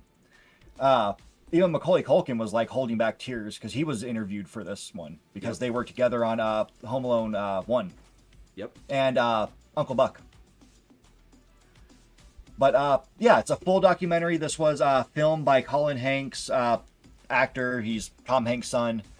And one of the people who produced it, who did a lot of like talk shows to get it like put out there, Ryan Reynolds, because he was a huge fan of him. As a fellow Canadian, because they're both Canadian. Yeah. And yeah, it was a very touching documentary. Like me being a fan of his from when I was a kid, it made me like kind of teary-eyed like towards the end when they started going over his death and everything. Because I remember his football team that he owned and all that. It was crazy. What did you think of it though? Yeah, so I didn't know that I knew about this guy. Like I know about him from Home Alone. That's probably the biggest thing. But I've also seen other shit that he's been in. And he's always been really funny and interesting and charismatic and everything he's in. Like he has this presence, and you could tell that that's how he was as a person, not just the roles that he played. He has this big presence. It's a big guy with a big presence, and like he just seemed really cool.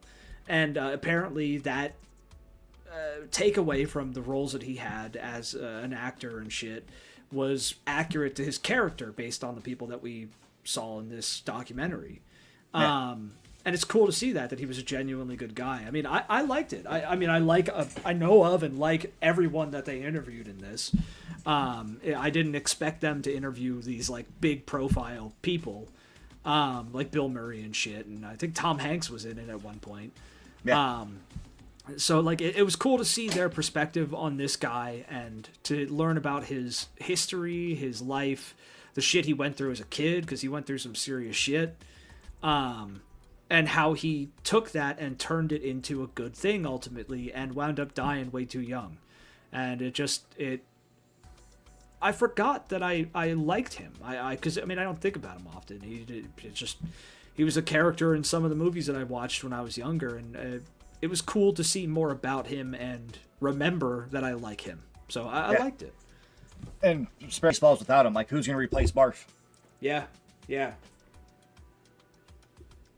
I mean, I don't like Spaceballs. I know that's a sin. I just don't like it. But you have to be a fan of the director, which he was in it too, which blew me away that he was in it. I guess his name. Mel Brooks. Yeah, Mel Brooks. Yeah, I like Mel Brooks, and I like a lot of his stuff. I just didn't really like Spaceballs. That kind of spoof comedy isn't my thing. I don't know. Yeah. That's Mel Brooks's perfect work right there. Like Robin Hood Men in Tights. Yeah, I mean, so I like Robin Hood Men in Tights, but I don't hold it as high as a lot of people do, I guess. Let me see what else. What else did he do? But yeah, oh, he did. Tom Hanks says something in it, in one of his parts that he's talking, that was true. A lot of like overweight comedians, they have one line of joking, and it's why I don't care for their stand-up a lot of the time. Like Fluffy doesn't do it really. He does it sometimes, but it's not his like main focus. But it's like, hey, I'm fat. Let me make jokes about being fat and food and talk about food nonstop. There was that one comedian who was overweight and died, and that was his whole thing. Like one of his jokes, I can't remember the guy's name, but it's not even a joke, so it's not even funny. Basically, he's standing in line at a McDonald's, and he's getting irritated at the person in front of him because they don't know what they want to order. And he's sitting there like, I know the whole menu like the back of my hand. It's like, that's not a good thing. Yeah. Like you, sir, have an issue. Yeah. Yeah, that's a problem at that point. Let me find this guy, because I mean, I don't like talking about a dead person like that, but I hated his stand-up. He was trash.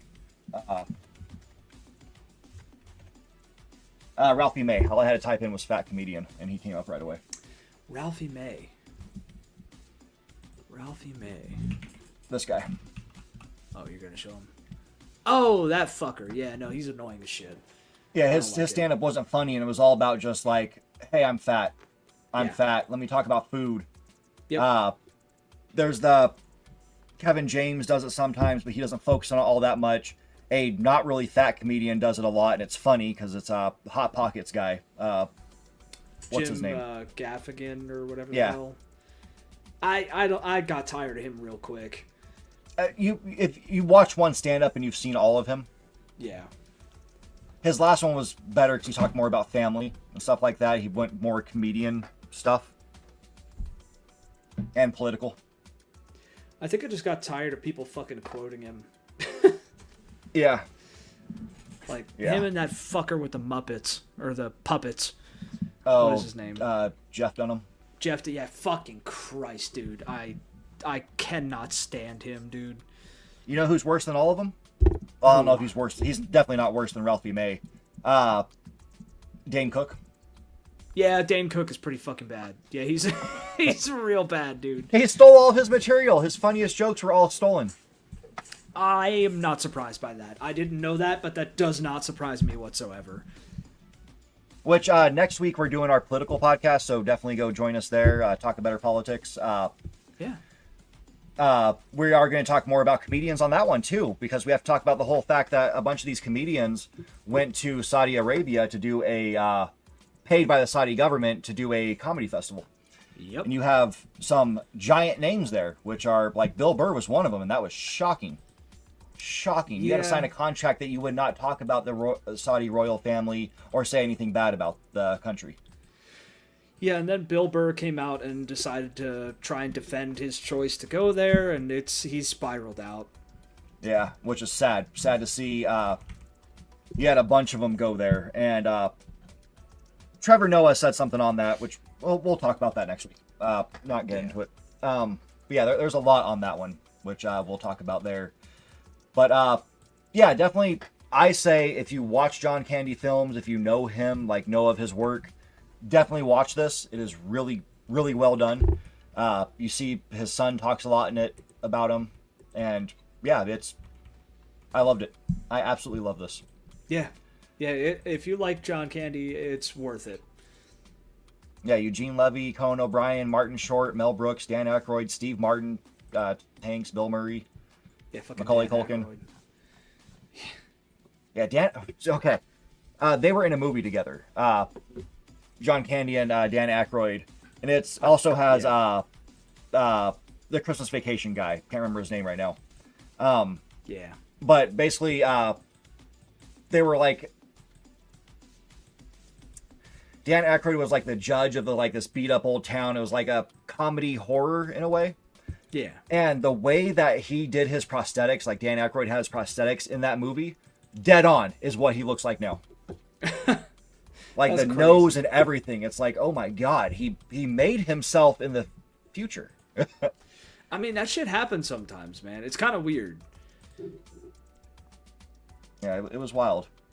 But yeah, that was what we had. Just wanted to end it on the John Candy thing because I saw it and I got excited for it, and I liked it. It was apparently better than it I came thought out- it'd be.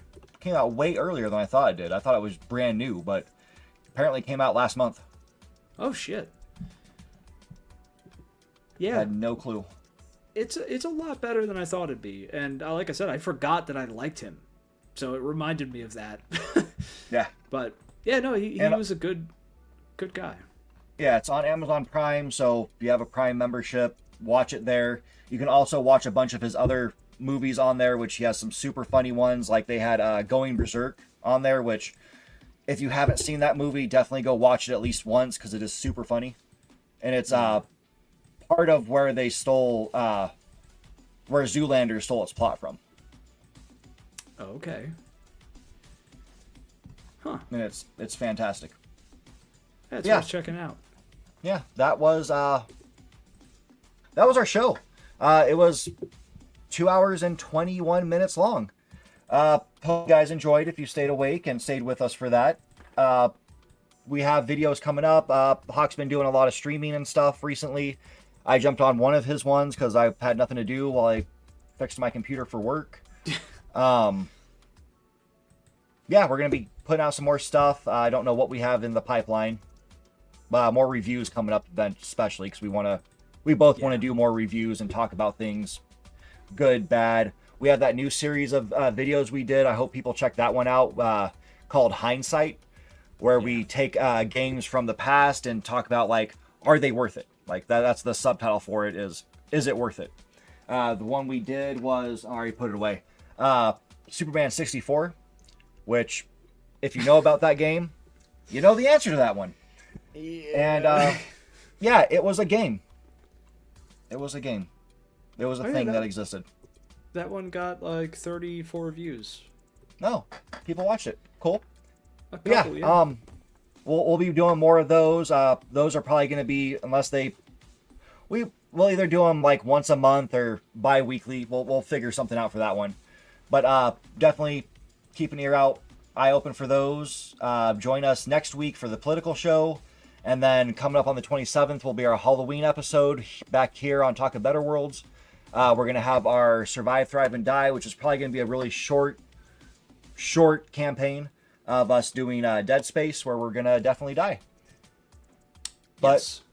yeah, that is what we had. And I thank you all for watching. Give us a like, say good things about us. And until next time, you take care.